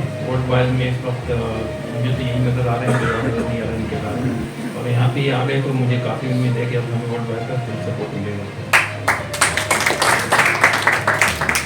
मुझे भी आप लोगों ने 2 बार जनरल सेक्रेटरी इलेक्ट किया था ओल्ड बॉयज का, एक बार प्रेसिडेंट भी इलेक्ट किया हुआ है, और यकीनी बात बगैर आप लोगों के सपोर्ट की मुश्किल नहीं, मतलब मुश्किल था, आसान नहीं था। और उसी उम्मीद से दोबारा, अब चूँकि ओल्ड बॉयज का कई बार इलेक्शन हो गया, तो मैं सोचा थोड़ा सेंटर के लिए, और खासकर परम यादव जी बैठे हुए हमारे बीच में, इन्होंने मुझे जोर दिया कि भाई ऐसे बात नहीं बनेगी, रिटायरमेंट के बाद तो और ज़्यादा काम कर रहा है, तो कुछ ना कुछ करो। और इन्होंने जोर दिया कि आप इस्लामिक सेंटर का इलेक्शन लड़ो किसी तरह। और सच पूछिए तो मैं उसके बाद ही माइंड थोड़ा सा सेट किया कि चलो देखते हैं, और बाद में फिर मुझे पैसा मिल गया कि जो मुझे करने की ज़रूरत ही नहीं। अब मैं इसमें किसकी क्या तारीफ करूँ, मेरे ख्याल से ज़रूरत नहीं है, फिर भी मैं पुराने लोगों के लिए बोल देता हूँ। सबसे अच्छी टीम में ये बात है कि इसमें पुराने लोग भी हैं, एक्सपीरियंस लोग भी हैं, और नए लोग भी हैं। बहुत से लोग शिकायत करते रहते हैं कि यार इतने सालों से मैं सब तो क्या किया। ये तो खैर सवाल बहुत पुराना चला रहा, 5 साल बाद लोग ये पूछेंगे कि क्या किया आपने। मेरे पास भी व्हाट्सएप पे तो चलिए जो भी है, फेसबुक पे स्पेशली मैंने जब मन डाला अपने उसमें, तो लोगों ने कहा कि आप एज ए प्रेसिडेंट आपने क्या किया जो आप दोबारा इलेक्शन लड़ रहे हैं इस्लामिक सेंटर का। तो हमने कहा कि भाई ऐसा है कि मेरे साथ उठना बैठना शुरू कर दो, अपने आप जवाब मिल जाएगा। क्यों अमान भाई, सही बात है ना। अमान भाई हमारे बड़े भाई हैं, सीनियर हैं, काफ़ी नमस्कार हैं, और बहुत पहले से मतलब स्कूल से हम हमारा साथ रहा है। बहुत से लोग यहाँ बैठे हुए जो हमारे स्कूल से हैं, तो वो सब जानते हैं अच्छी तरह। बचपन से हमारा नेचर एक ही रहा है, काम करो और काम करो। और इसी उम्मीद से इस मरतबा इलेक्शन लड़ रहा हूँ, लेकिन इसमें इलेक्शन हम सभी जीत पाएंगे जब आप लोग फुल्ली सपोर्ट करेंगे, क्योंकि आपको मालूम है कि इस वक्त इस्लामिक सेंटर का क्या हाल हो रहा है। बहुत ही टफ कॉम्पिटिशन है, बहुत ही टफ कॉम्पिटिशन है, बता नहीं सकते। और आपका एक एक वोट जब तक निकल के नहीं आएगा, सारे लोग वहाँ ही पहुँचेंगे, वोट नहीं डालेंगे, हमारे लिए मुश्किल होगा। ये हमारी खुशकिस्मती है कि हमारी टीम में जो है इब्रार साहब जो इतनी बड़ी पोस्ट पे रहे, मतलब गवर्नमेंट ऑफ इंडिया की, और उसके बाद भी इनके अंदर आप ज़रा सा भी कभी अकड़ नहीं देखी होगी आपने, ज़रा सा भी इनके अंदर किसी तरह का भी कोई ऐसी चीज़ नज़र नहीं आई होगी आपको लगे कि ये भाई इन आदमी में तो ठीक से बात भी नहीं कर सकते, जबकि बहुत सारे लोग इलेक्शन लड़ रहे हैं जो बात नहीं करेंगे आपसे बात। और रही कमल भाई की बात, तो कमल भाई का इलेक्शन तो मैं कई सालों से लड़ाता आ रहा हूँ, मुझे बोलने की जरूरत नहीं है। इलेक्शन जब आपने कई साल से लड़ा रहा किसी का, तो कितनी खूबी होगी इसका अंदाजा आप लगा सकते हैं। और अहमद रजा साहब भी माशाअल्लाह जितनी तारीफ करें उतनी कम है। ये हमारे ओल्ड बॉयज के फाइनेंशियल भी रहे हैं, हमेशा बोलना नहीं चाहिए, लेकिन जब भी कोई प्रोग्राम होता था ओल्ड बॉयज का इनके पास लिफाफा पहले से तैयार रहता था कि ये लीजिए मेरी तरफ से। इंडस्ट्रियलिस्ट हैं और माशाल्लाह मदद भी करते हैं लोगों की। शमीम भाई के बारे में क्या बताऊं, जो लोग हज़रत निज़ामुद्दीन के बारे में जितना जानते हैं और इस्लामिक सेंटर के बारे में जानते हैं, और जो लोग ठीक से इन दोनों जगह को जानते हैं वो शमीम भाई को जानते हैं। शमीम भाई एक बहुत ही हार्ड वर्कर, खामोश तबीयत, और अंदर अंदर मतलब ये कि एहसास नहीं दिलाते कि क्या काम कर रहे हैं, लेकिन हमारे अगर वोटर जितने भी हैं उसमें सबसे बड़ा कंट्रीब्यूशन मुझे लगता है शमीम भाई का रहेगा। तो बहरहाल ये एक ऐसी टीम है, मैं सभी टीम के लिए दरख्वास्त करूँगा, ये आपके सामने नाम है, आप लोगों के पास व्हाट्सएप की जा रहे हैं। कुछ लोग यहाँ पे ऐसे हैं जो सपोर्टर्स हैं, वोटर नहीं हैं, लेकिन उनका भी मैं शुक्रिया अदा करना चाहूँगा कि सपोर्ट जो है कभी कभी वोटर से ज़्यादा काम आता है, और आप इसी तरह हमें सपोर्ट करते रहेंगे तो इंशाल्लाह आप एक दिन वोटर भी बन जाएंगे, और जो वोटर हैं उनका वोट भी हमें मिल जाएगा। बहरहाल क्योंकि वक्त ज़्यादा हो गया है, ज़्यादा बात करना ठीक नहीं है। एक लास्ट रिक्वेस्ट आप लोगों से है कि आप लोग वोट डालने ज़रूर आइएगा, और बहुत से लोग आपसे मिलने आएंगे। अच्छा, हमारे साथ फ़िकार अली साहब भी हैं। फ़िकार अली साहब, मैं जा रहा हूँ, आप थोड़ी जल्दी प्लीज़। फ़िकार अली साहब आ जाओ।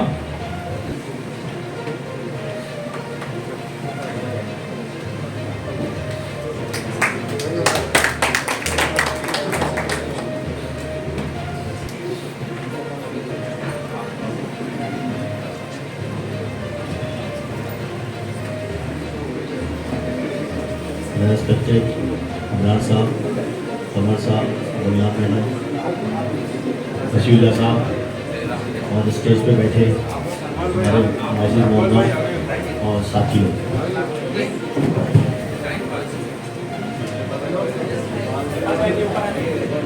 और इकबाल साहब, आप सब साथियों को पता होगा कि हमारे डीजे से ही हैं, डायरेक्टर रहे हैं, वापस मिनिस्ट्री में चले गए। ज़ोरदार तालियों से भी इकबाल साहब पहुँचे। देखिए, सेंटर का इलेक्शन आप लोगों को मालूम ही है कि बस शुरू हो चुका है, लेकिन जितने भी प्रेसिडेंट के, खासतौर से मैं प्रेसिडेंट की कैंडिडेट की फिलहाल बात कर रहा हूँ, सबका ये दावा अभी तक है, मैं साथ सोहेल हिंदुस्तानी के, कि मैं अच्छा कैंडिडेट, उन्होंने शुरू किया है कि मैं पूरे हिंदुस्तान में इस्लामिक सेंटर बना रहा हूँ, पूरे हिंदुस्तान में। मतलब सिराज साहब तो नहीं कर पाए, दिल्ली वाले ही कंट्रोल हो पाया। तो बहरहाल अब उस डिटेल में जाना मेरे ख्याल से मुनासिब नहीं है। सोहेल हिंदुस्तानी है, वसीम गाजी साहब हैं। अच्छा, ये टीमें जो निकली हैं वो सब सिराज साहब के पास से ही तीनों चारों टीमें निकली हैं, जो ख़ास तौर से 3-4 पैनल हैं। सलमान साहब का है और अबरार साहब का है, तो ये सब लोग जुड़े रहे हैं। और वोटर भी आपको मालूम है कि काफ़ी हमारे यहाँ साथी साथ 90% लोग पढ़े लिखे हैं, हाईली एजुकेटेड हैं। तो मैं अब आप लोगों से ये दरख्वास्त करूँगा कि भाई इसमें हमारे फसीउल्लाह साहब भी हैं। ओल्ड वाइस का जहाँ तक ताल्लुक़ है, हम बता रहे हैं फसीउल्लाह साहब के अभी लिफाफे तैयार रहते थे इनके ओल्ड वाइस के लिए।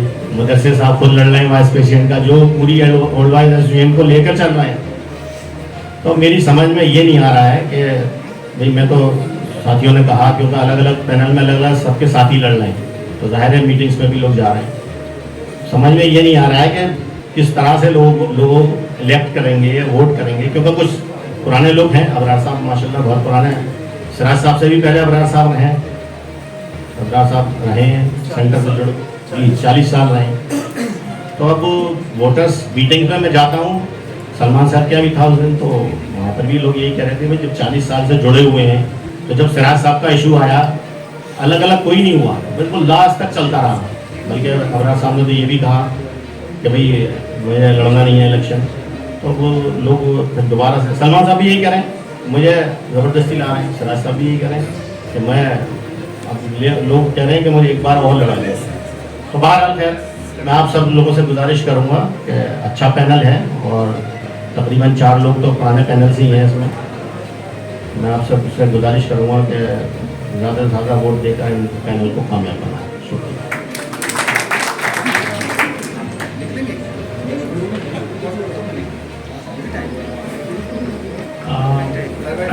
वक्त तेजी से बीत रहा है। हम सबको चाहते हैं कि हर इंसान जो स्टेज पर है और बहुत सारे लोग जो हैं वो सब बोलें, लेकिन वक्त इजाज़त नहीं देता, मैं आवाज़ दूंगा हमारे पैनल में बीओटी के मजबूत दावेदार जनाब कमर साहब को कि वो आए और अपने सारे ख्यालात करें।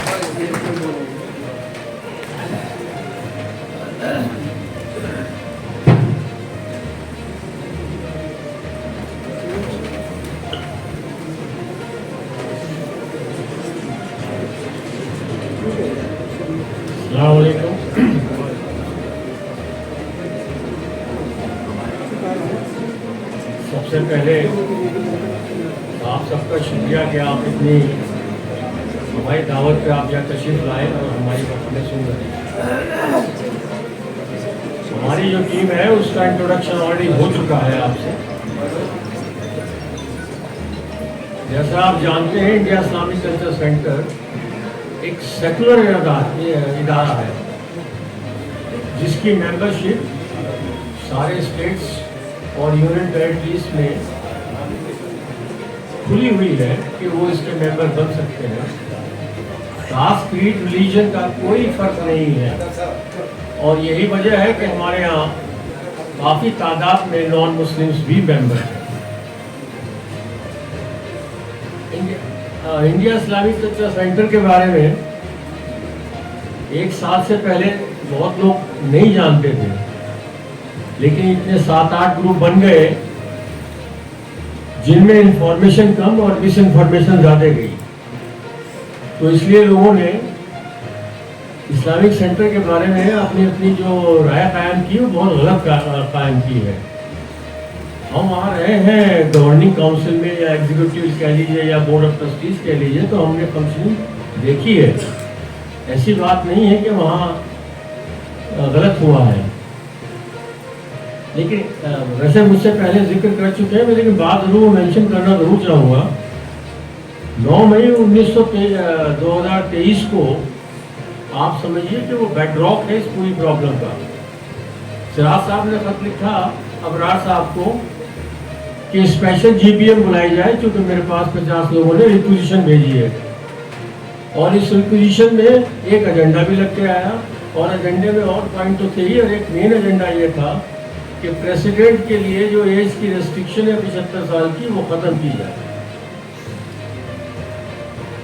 तो अबरार साहब ने, हम सब लोगों ने मना किया कि नहीं, ये बात तो पिछले कई सालों पहले तय हो चुकी थी कि इसकी उम्र 75 साल से ज़्यादा नहीं बढ़ाई जाएगी और आगे के लिए प्रेसिडेंट कोई नया ही चुना जाएगा।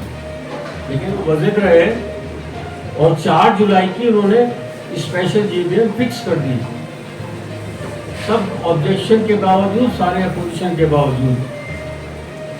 14 जून को उनके 75 साल पूरे हो रहे थे, तो उससे फिर कहा गया कि आप न करिए मीटिंग, आप क्योंकि ओवरेज हो जाएंगे, आप उसको प्रिसाइड नहीं कर पाएंगे।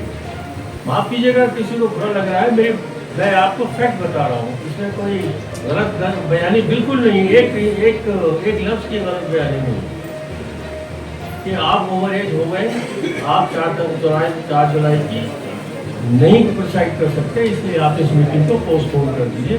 उन्होंने नहीं पोस्टपोन की और इसी बीच 2 मेंबर कोर्ट चले गए और वहाँ से वो ऑर्डर ले आए जिसमें सिराज साहब को रेस्ट्रेन कर दिया कि वो प्रेसिडेंट का काम नहीं करेंगे। जब उनको रेस्ट्रेन कर दिया तो हम लोग बचे बोर्ड ऑफ ट्रस्टीज के लोग। बोर्ड ऑफ ट्रस्टीज में रह गए 8 लोग, 8 में से 2 ने आना बंद कर दिया, हमारे वाइस प्रेसिडेंट ने और एक और मेंबर ने। हम लोग रह गए 6, तो हम लोग हो गए बदनाम 6 बीओटी वाले। आपने बहुत मैसेज देखे होंगे 6 बीओटी 6 बीओटी 6 बीओटी, ये आया कहाँ से? ये इसका ओरिजिन वो है कि जब औरों ने आना बंद कर दिया तो हम 6 बीओटी हम लोग अपनी जिम्मेदारी से कैसे भाग जाते हैं। हमने सेंटर को चलाने के लिए जिम्मेदारी निभाई और यकीन मानिए कैसे कैसे अल्फाज हम लोगों के लिए इस्तेमाल किए गए कि हम कब्जा गैंग हैं, हमने ब्यूटी रूम कब्जा कर लिया है, किसी साहब ने लिखा कि हम चंबलस्तानी हैं, किसी ने कहा कि हम माफिया हैं, पता नहीं क्या क्या अल्फाज लोगों ने मेम्बरान ने कोई और नहीं, अपने मेम्बरान ने इस्तेमाल किए। अब ना हमने कब्जा किया है, कब्जा खुला पड़ा है, जाके जिसको करना हो कर ले और उसी लिए इलेक्शन हो रहे हैं। तो एक बात मैं ये कहना चाहता हूँ कि स्पेशल GBM जैसे हुई इस बार ऐसे नहीं हो सकती थी, जैसे इलेक्शन इस बार होंगे फेयर ऐसे नहीं हो सकते थे। अब उसके डिटेल में नहीं जा रहा हूँ मैं, क्योंकि पिछले सालों की जो AGM या स्पेशल GM जिन लोगों ने अटेंड की है उनको मालूम है कि कैसे AGM होती थी। तो ये मजबूरी में ये सब करना पड़ा है, वरना कोर्ट जाने की किसी को खुशी नहीं थी। जब हम लोगों को पार्टी बना दिया गया, जब सेंटर को पार्टी बना दिया गया, तो उसको डिफेंड तो करना ही पड़ेगा और उसके लिए कोर्ट वकील भी रखने पड़ेंगे और खर्चा भी होगा। तो उसके लिए हमें अननेसेसरी ब्लेम लोगों ने किया जो वाजिब नहीं था। दूसरी बात मुख्तसर से कि ये टीम आप क्यों चुनना चाहते हैं, इस टीम में ही क्या खास बात है। जैसे अभी एक साहब कह गए कि 7 प्रेसिडेंट लड़ रहे हैं, 4-5 तो कम से कम पक्की टीम है जो मैदान में है। एक तो ये बिल्कुल पॉलिटिकल है, किसी भी पॉलिटिकल से इनका एफिलिएशन नहीं है, न एलिगेंस भी नहीं है, एक्सपीरियंस है, एडमिनिस्ट्रेटर है, इनकी इंटेग्रिटी पे कोई शक नहीं है। इस्लामिक सेंटर के सारे काम से वाकिफ हैं, उसकी निटी-ग्रिटी से वाकिफ है, कौन कौन से एरियाज हैं जो स्ट्रॉन्ग हैं, कौन कौन से एरियाज हैं जो वीक है, वो सब जानते हैं। तो आने वाला वक्त जो है जिसमें अब बड़ी डिमांड चल रही है कि एम्स एंड ऑब्जेक्टिव जो है वो नहीं किए साहब आपने 20 साल में। वही साहब कल से उन्होंने फोन पे लिखा अपने मैसेज में कि ये नहीं किया और जो पुराने अहदेदार हैं उनको न इलेक्ट ना किया जाए, और आखिर में लिखा कि ये सब पापी हैं। तो मुझे थोड़ा सा, मैं गुस्सा तो कभी करता नहीं हूँ, लेकिन मुझे अच्छा नहीं लगा। मैंने उनको फोन मिलाया, मैंने पूछा भाई आप हमें पापी क्यों कह रहे हो, आपको इलेक्ट नहीं करना मत कीजिए, लेकिन पापी क्यों कह रहे हो। तो लगे को सुनाने कि ये नहीं हुआ वो नहीं हुआ। मैंने कहा साहब मुझे 5 जो हमारे एम्स एंड ऑब्जेक्टिव हो गिनवा दीजिए। अरे आप जब आपने कभी MOA उठा के पढ़ा ही नहीं तो आप क्या जानते हैं कि क्या एम्स एंड ऑब्जेक्टिव्स हैं और क्या पूरे होने हैं। अगर इंटरफेथ डायलॉग की बात है या इस्लाम के बारे में जो मिसगिविंग्स हैं, उनको जो मिसअंडरस्टैंडिंग है, उनको दूर करने की बात है, तो क्या इसके लिए सिर्फ 5 साल का टेन्योर काफी है? 5 साल में आप सारी मिसगिविंग दूर कर देंगे, सारा इंटरफेथ डायलॉग करके सारे कम्युनल हार्मनी डेवलप कर देंगे? नहीं, ये तो कंटिन्यूअस प्रोसेस है। जितने भी सक्सेसिव बोर्ड आएंगे सबको ये काम करना होगा। है कुछ काम जो नहीं हुए जिन पे ये टीम काम करेगी, अबरार साहब आपको डिटेल में बताएंगे। अगर आप कहें तो मैं बता सकता हूं कि हम लोग क्या और टीम प्लान।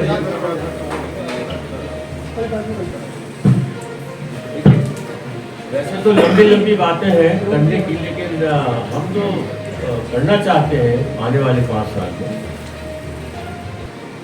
जैसा कि किसी आपने कहा था, मैं उसको रिट्रेट कर रहा हूँ, ये सेंटर को क्लब की तरह नहीं चलाएंगे, क्योंकि क्लब होता है सिर्फ अमेजमेंट और एंटरटेनमेंट के लिए, और हम इसको सेंटर को एक इंस्टीट्यूशन की तरह चलाएंगे, जहाँ एजुकेशनल एक्टिविटीज़ हैं, जहाँ सोशल एक्टिविटीज़ हैं, जहाँ वर्कशॉप्स होते हैं, सेमिनार होते हैं करंट इश्यूज़ को। हमें ऐसे चलाना है सेंटर को।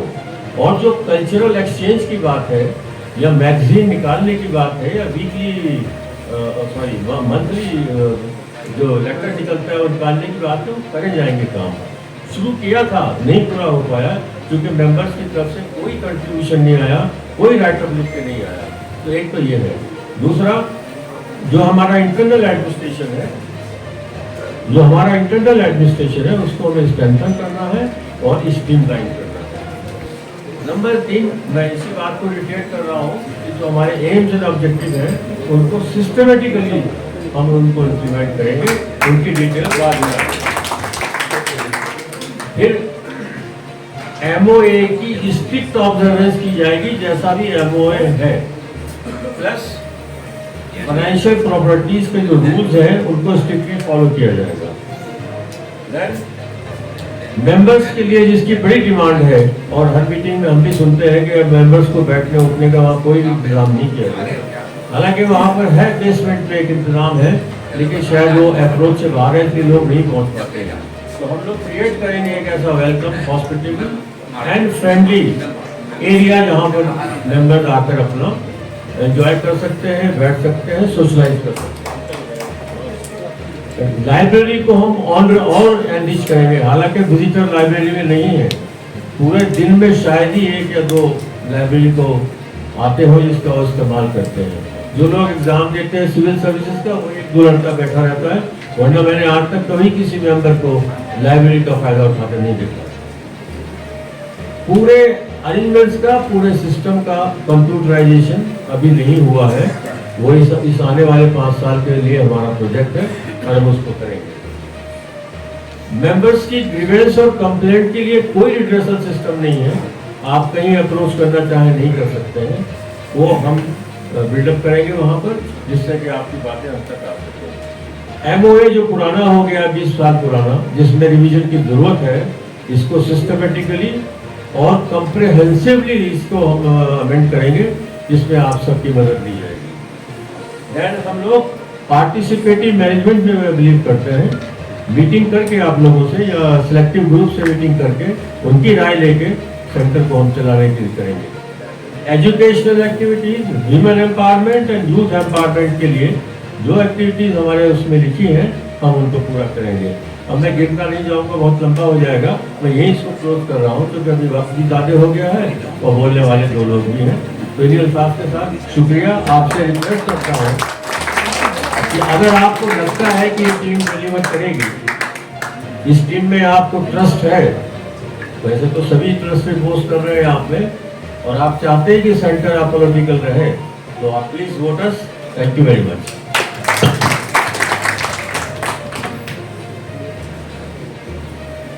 अब आखिरी पड़ाव पे आ चुके हैं और 2 स्पीकर्स हमारे हैं। अब मैं आवाज़ देता हूँ अहमद हसन साहब को, जो हमारे वाइस प्रेसिडेंट के कैंडिडेट हैं, आए और पूरी तरीके से समझाएं कि हम सेंटर को क्यों आगे ले जा सकते हैं और हम ही वो टीम क्यों।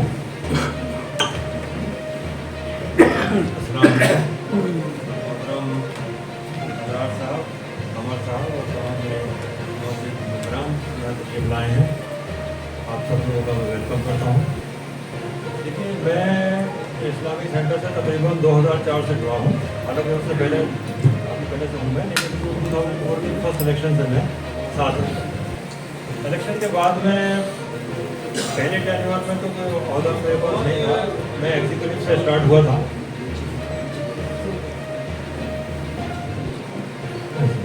एग्जीक्यूटिव का इलेक्शन मैंने लड़ा पहला, उसके बाद सेकेंड टाइम 2009 में मैं बोर्ड ऑफ ट्रस्टी में आया, और बोर्ड ऑफ ट्रस्टी में आने के बाद मेरे बिल्डिंग कंस्ट्रक्शन कमेटी में उसको रखा गया, और अल्हम्दुलिल्लाह मैंने वहाँ कंस्ट्रक्शन में काफ़ी काम किए।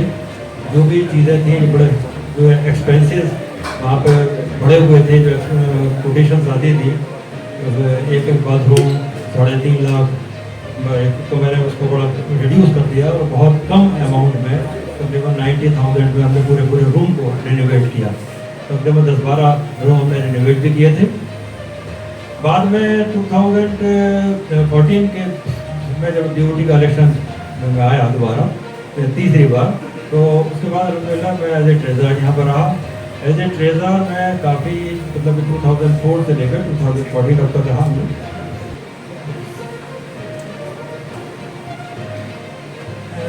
जहाँ तक ट्रांसपेरेंसी का मामला है, हमने पूरी कोशिश की और हमेशा इस बात का ख्याल रखा कि अकाउंट बिल्कुल ट्रांसपेरेंट रहे, किसी किस्म का भी एक्सपेंसेस फालतू हमने नहीं होने दिया।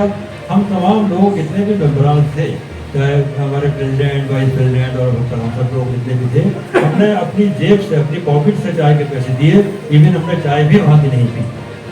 और इस बात का खास ख्याल रखा कि जो मेम्बर्स का ख़ास तौर से जो मेंबरशिप फीस थी उसको हमने टच भी नहीं किया, उसके तमाम FD अभी तक माशाल्लाह हमारे पास हैं, तो तकरीबन 7.5-8 करोड़ की हैं।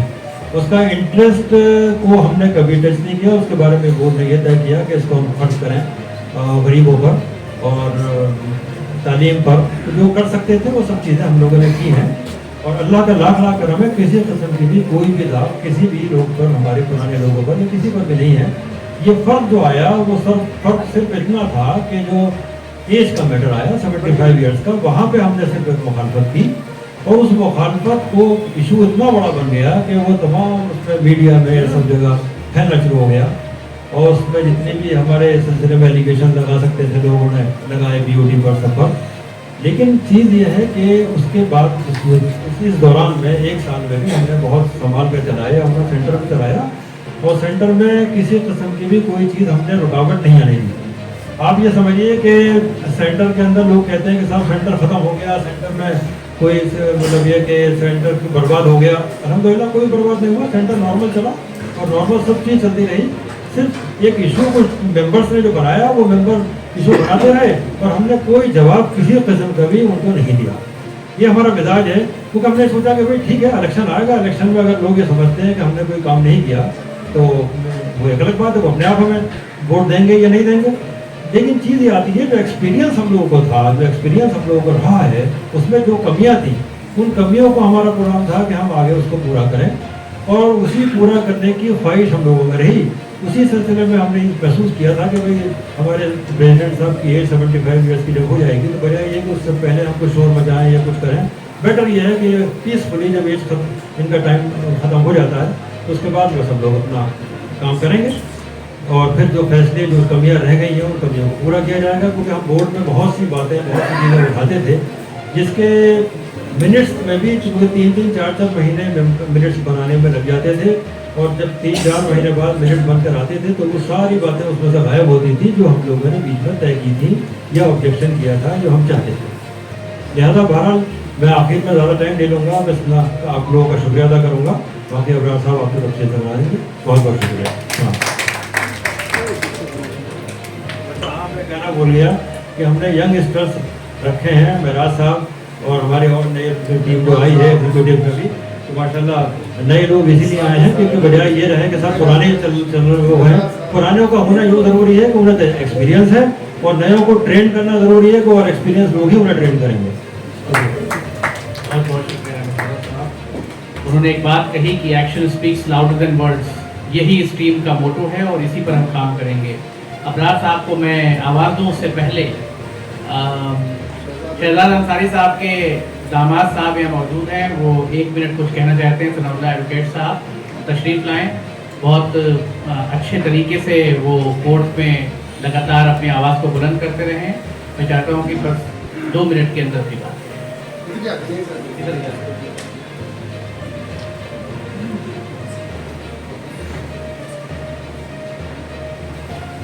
वैसे तो मेरी रिहाइश अब दिल्ली की है, बट मैं ताल्लुक़ इलाहाबाद से रखता हूँ और डॉक्टर फरीदी के इनकलाब को आगे बढ़ाने वाले मरहूम जुल्फ़िकार साहब का पोता हूँ। सबसे पहले तो मैं मुबारकबाद दूंगा कि इतना डिस्टिंग्विश पैनल बना है, इतने वेल एस्टैब्लिश प्रोफेशनल्स एक साथ आए हैं, तो मुझे पूरी उम्मीद है कि सेंटर को आगे ले जाएंगे।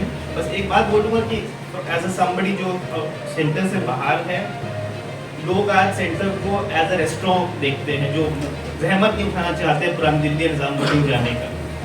तो मुझे उम्मीद है कि एक ऐसा पैनल आगे आएगा जो बेसिकली जो एक माशरा है, सबसे बड़ा इस्लामिक सेंटर एजुकेटेड मुस्लिम्स का, प्रोग्रेसिव मुस्लिम्स का इंडिया में, वो एक जो गैप क्रिएट हो रहा है इस कल्चर को लोगों के सामने एक्सप्रेस करने में, लोगों को एजुकेट करने में, उसको उस गैप को ब्रिज करेगा और मुझे पूरी उम्मीद है कि ये पैनल आगे इसको लेके जाएगा। Thank you.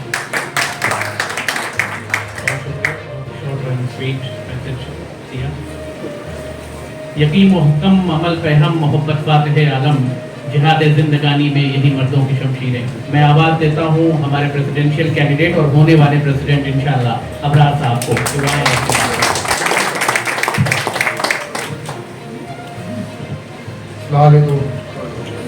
मैं सबसे पहले ख़वातीन का शुक्रगुज़ार होगी वो तशरीफ़ लाई और अभी तक बैठी हुई, और बच्चे भी नज़र आते हैं उनका भी शुक्रिया अदा करता हूँ।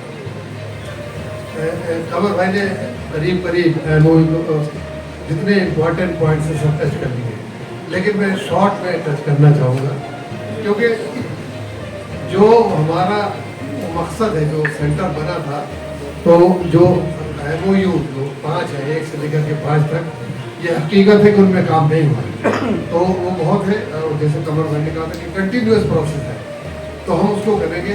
अच्छा, जो आजकल हालात है इंटरनेशनल हालात है कि जो मुझे गुरेज नहीं है कि मुस्लिम्स को पेंट किया गया कि जैसे ये टेररिस्ट है पूरी दुनिया में। तो हम लोग जिनसे मिलते हैं तो हम लोग के बड़े अच्छे ताल्लुकात हो जाते हैं पड़ोसी, नॉन मुस्लिम हो, सिख हो, ईसाई हो। तो ये जो दूरियां हैं ये हमें, ये मेन मकसद था, ये इस्लाम के बारे में जो मिसअंडरस्टैंडिंग थी उसे हमें दूर करना है। उस तरफ काम नहीं हुआ उसे हम मानते हैं, लेकिन हम लोग तो ड्यूटी थे, इसी थे। आप राय दे सकते हैं, आप ये ड्यूटी हम किसी को क्रिटिसाइज नहीं करते, लेकिन ये ड्यूटी मुखिया की होती है, हेड ऑफ द डिपार्टमेंट की होती है। मैं शॉर्ट में टच करूँगा क्योंकि खाना इंतजार कर रहा है, खाने और मेरी स्पीच की नजर नहीं चाहता मेरी स्पीच है। सबसे पहला मेरा होगा कि मेंबर्स की फैसिलिटी बढ़ना चाहिए, हम हमेशा बढ़ाते रहे, पहला हमारा मुद्दा होगा।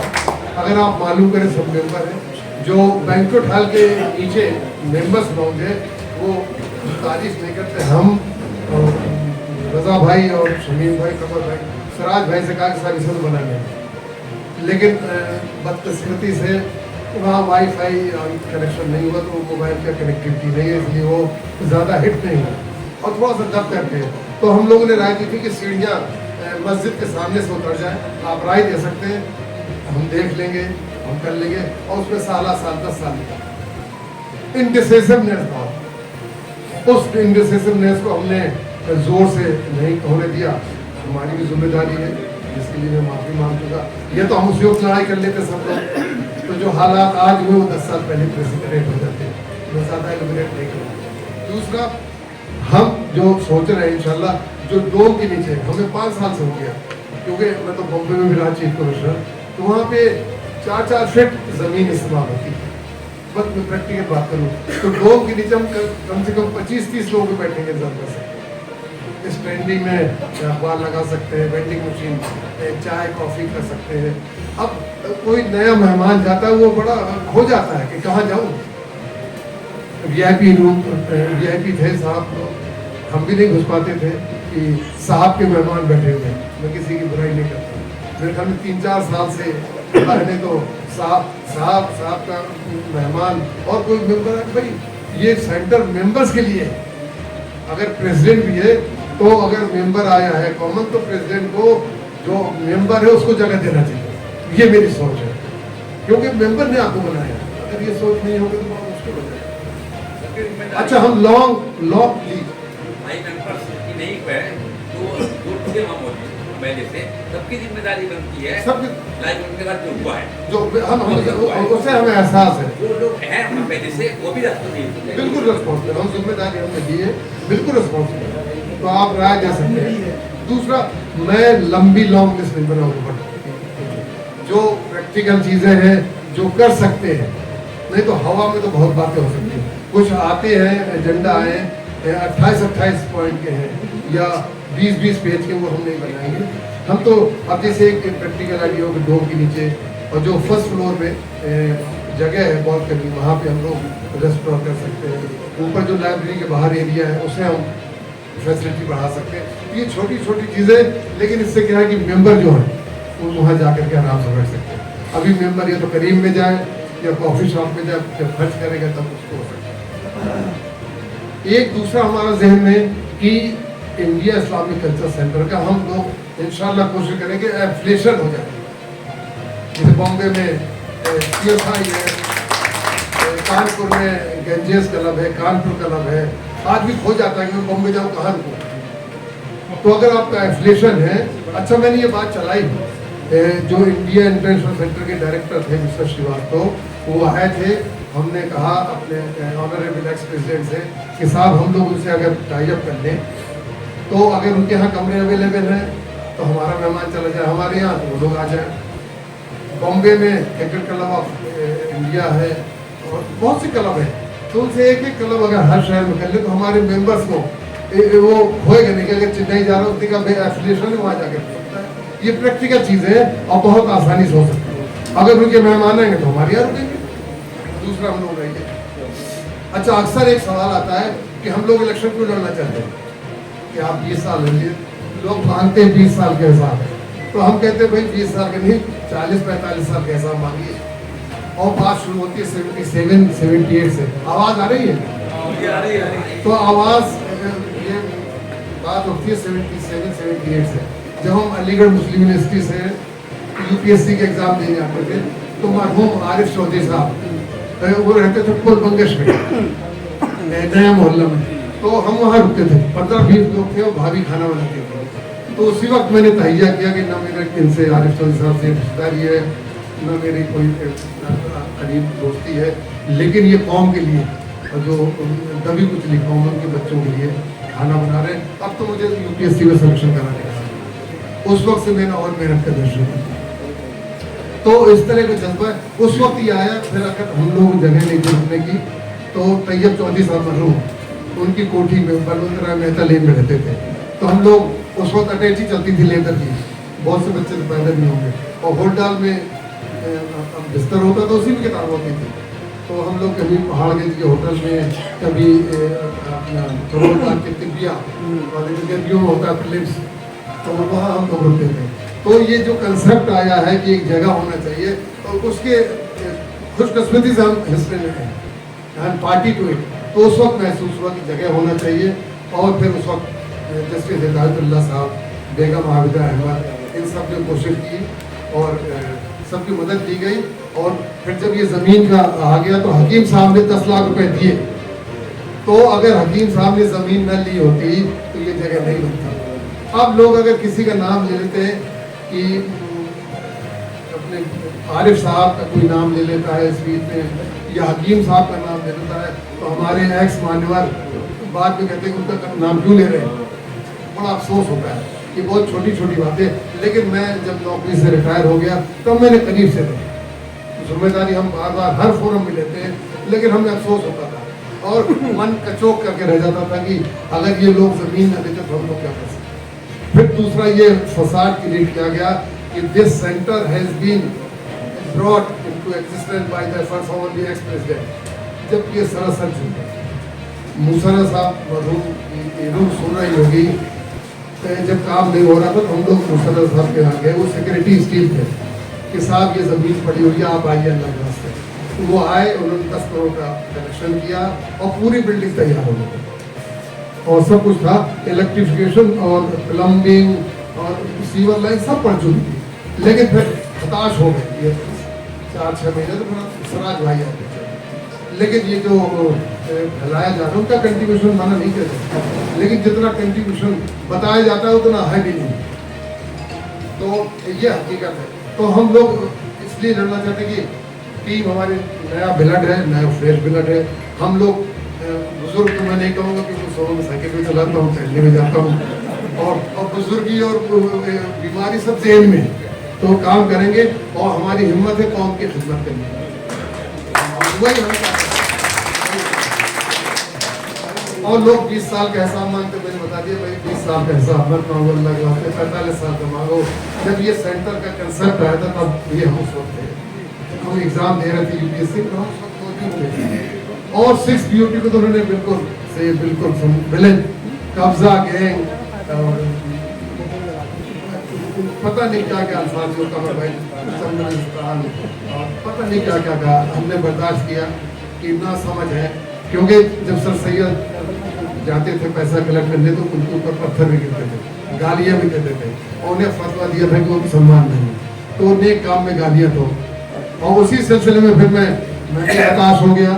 मैंने भी वीडियो जारी कर दिया कि भाई मैं इलेक्शन नहीं लड़ूंगा, भाई मैं अपनी मेंटल पीस, अपनी सेहत थोड़ा खराब करूँ, मैं खिदमत करूँगा। बेगम कहती थी कि भाई घर से खुशी खुशी जाते हो, लौट के आते हो, टेंस होते हो, ऐसी क्या खिदमत है। तो मैंने कहा भाई कुछ कुर्बानी तो देनी पड़ी। तो ये हालात हैं। और एक टच किया था कमर भाई ने 5 स्टार कल्चर। देखिए हमारे पास पैसे नहीं, हम लोगों ने चंदा किया, कंट्रीब्यूशन किया है, उससे हम लोग ये फंक्शन कर रहे हैं। एक साहब एक कैंडिडेट आए हैं, अभी जुमा 8 दिन नहीं हुए, पैराशूट लैंडिंग हुई है, उन्होंने कहा मैंने 1 करोड़ अलग कर दिया इस इलेक्शन के लिए। अब आप लोग फैसला करें, 1 करोड़ का किया है, वो आदमी आ जाता है, हमें कोई बुराई नहीं, बिल्कुल है, आप लोग मालिक हैं, आप लोग करें, लेकिन चुनने के पहले फैसला कीजिएगा कि अगर वो आएगा, अगर मैं कहीं 1 करोड़ 2 करोड़ खर्च करूँगा, मैं बिजनेसमैन हूँ, बिजनेसमैन घाटे का सौदा नहीं करता है कहीं ना कहीं, क्योंकि एम्बेसीज होती है, वो तो बिजनेसमैन का मतलब है प्रॉफिट कमाना। अब मैं थोड़ा माहौल को हल्का कर दूं। एक लाला जी डूब रहे थे, हल्का कर दे माहौल, तो वो डूब रहे थे नदी में, तो जावेद साहब पहुंचे कि भाई हाथ पकड़ ले, हाथ दे दे, अपना हाथ दे दे। वो हाथ अपना छुपा रहा, तो बगल में बैठे हुए थे वसीम साहब, उन्होंने कहा लाला से कहो हाथ ले लो, उसने तुरंत पकड़ लिया, निकाल लिया। तो बिजनेसमैन देता नहीं, तो हमें कोई बुराई नहीं है उनसे, बिल्कुल आए। लेकिन देखिए देर सवेर उनके चाहने वाले कहेंगे कि भाई आपने 1 करोड़ लगाया है, 2 करोड़, तो आप फैसला आपको करें। एक साहब पॉलिटिक्स से ताल्लुक है, हमारे मिनिस्टर भी रह चुके हैं, हम ज्वाइंट सेक्रेटरी थे और मौलाना आज़ाद एजुकेशन फाउंडेशन में सेक्रेटरी थे और MD थे, तो जो अगर पॉलिटिशियन आएंगे तो उनका अपना एजेंडा होता है, हम पूरे सेंस में नहीं कह रहे हैं। और हमारी बात हुई थी तो उनका अपना एजेंडा होगा। टाइम दूसरा वो है टेनोर भी तो मसला है। अच्छा, उनकी एज भी मेरे ख्याल में 2-3 साल बाकी है, 3.5 साल बाकी है, 2.5 साल बाकी है जैसा बता रहे हैं। तो फिर क्या मैसेज होगा जो अभी कोर्ट कचहरी हुआ, 2.5 साल के बाद कौन प्रेसिडेंट होगा? ये तो आपस में लड़ाई झगड़ा होगा वहाँ पे, या कोर्ट कचहरी चले जाएंगे। खुद भी इतने बड़े काउंसिल हैं, वो कोर्ट में जाकर खड़े होकर कहेंगे भाई कि मुझे एक्सटेंड कर दिया जाए, फिर कैसे होगा? फैसला आप लोगों को करना है। दूसरा ये 5 स्टार कल्चर देखते हैं, जो लोग कन्वेंसिंग में जा रहे हैं, 5 स्टार होटल में रुक रहे हैं, जो इस कमरे का 20-25 हज़ार रुपये किराया है एक दिन का, ये खर्चा कहाँ से आ रहा है? मैं ये तो नहीं कहूँगा इस पब्लिक में इनकम टैक्स को इंक्वायरी करेंगे, तो ये सब आपको पहलुओं में करना पड़ेगा। और जब दूसरी बात मैं कहता हूँ, जब मुसीबत में था सेंटर, तो जो हजरात अभी आए हैं हम उनको वेलकम करते हैं, मालिक तो आप लोग हैं। तो एक साहब जो 2009 में हार गए थे, उन्होंने सेंटर की सुध नहीं लिया, अचानक एक दिन 14 तारीख लास्ट डेट, 15 को नॉमिनेशन फाइल हो जाता। तो मकसद क्या होगा आप लोग क्या कह रहे हैं? हमारी बात हुई, कह रहे भाई लोगों के कहने से हम आ गए हैं, मेरा कोई मकसद नहीं है। तो ये सेंटर कुर्बानी जो जज्बा जो रखते हैं वो लोग हैं, जो टाइम दे सके। यहाँ लोग जो है वक्त देने के लिए और अपना खून देने के लिए आए। सिर्फ अगर ये समझे कि हमारी पार्टी का ऑफिस हो जाएगा, उससे हल नहीं। एक साहब ने कह दिया कि मैं माफ़ कीजिएगा कि मैं कल भी प्रेसिडेंट था, आज हूँ, कल भी रहूँगा, दुनिया की कोई ताकत मुझे नहीं कर सकती। हमने कहा कि ऐसा मत बोलिए, कलाम पाक में भी आया कि अल्लाह को अना और घमंड पसंद नहीं। यही नतीजा हुआ कि कोर्ट ने कह दिया कि आप प्रेसिडेंट नहीं है, लेकिन वो मस्जिद हैं। अब वो आप लोग मकसद एनालाइज कीजिएगा, खुद BOT का इलेक्शन लड़ा रहे हैं, बेटे को एग्जीक्यूटिव में लड़ा रहे हैं। एक आदमी जो अभी 1-2 साल पहले मेंबर बने, उन्हें प्रेसिडेंट लड़ा रहे हैं। अरे भाई 4000 मेंबर में कोई ऐसा कैंडिडेट नहीं जो प्रेसिडेंट का इलेक्शन लड़ सके। उनकी अपनी टीम में शहजाद खान थे, दूसरे लोग थे, सीनियर लोग हैं, कमर भाई थे, रजा भाई हैं, हम हैं, बहुत से लोग हैं। हो सकता है कि उनकी नाराजगी हम सौ के हमने वो चिट्ठी लिख दी। अगर 9 मई 23 की चिट्ठी हमने न लिखी होती कि आप 4 जुलाई की जिसका कमर भाई कर रहे थे, तो आज जो आप बैठे इलेक्शन की बातें कर रहे हैं, ये जो इलेक्शन हो रहा है, न इलेक्शन होता न कुछ होता।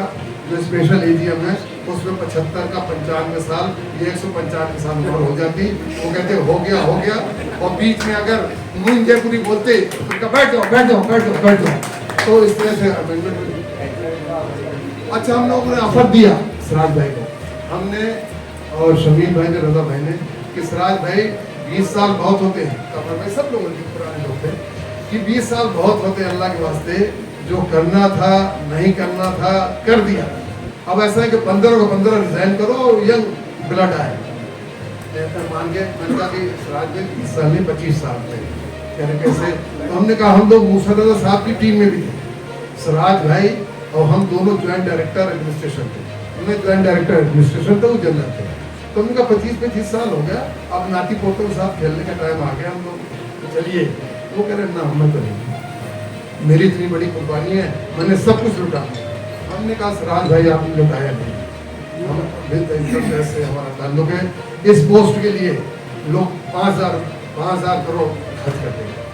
जो प्रेसिडेंट इंडिया इस्लाम, उसका जो स्टेटस है, जो रिस्पेक्ट है, जो रिकग्निशन है, एक बिजनेसमैन के पास हो सकता है 5,000 करोड़, लेकिन जो रिस्पेक्ट, जो रिकग्निशन है, हर एम्बेसी में तो हर हफ्ते इन्विटेशन आता है, पीएमओ से इन्विटेशन आता है, तो जो उसका नशा होता है, तो हमने कहा नशे के लिए नहीं भाई, कौम के लिए अल्लाह के वास्ते काम कीजिए, नहीं कौम नहीं माफ़ करेंगे।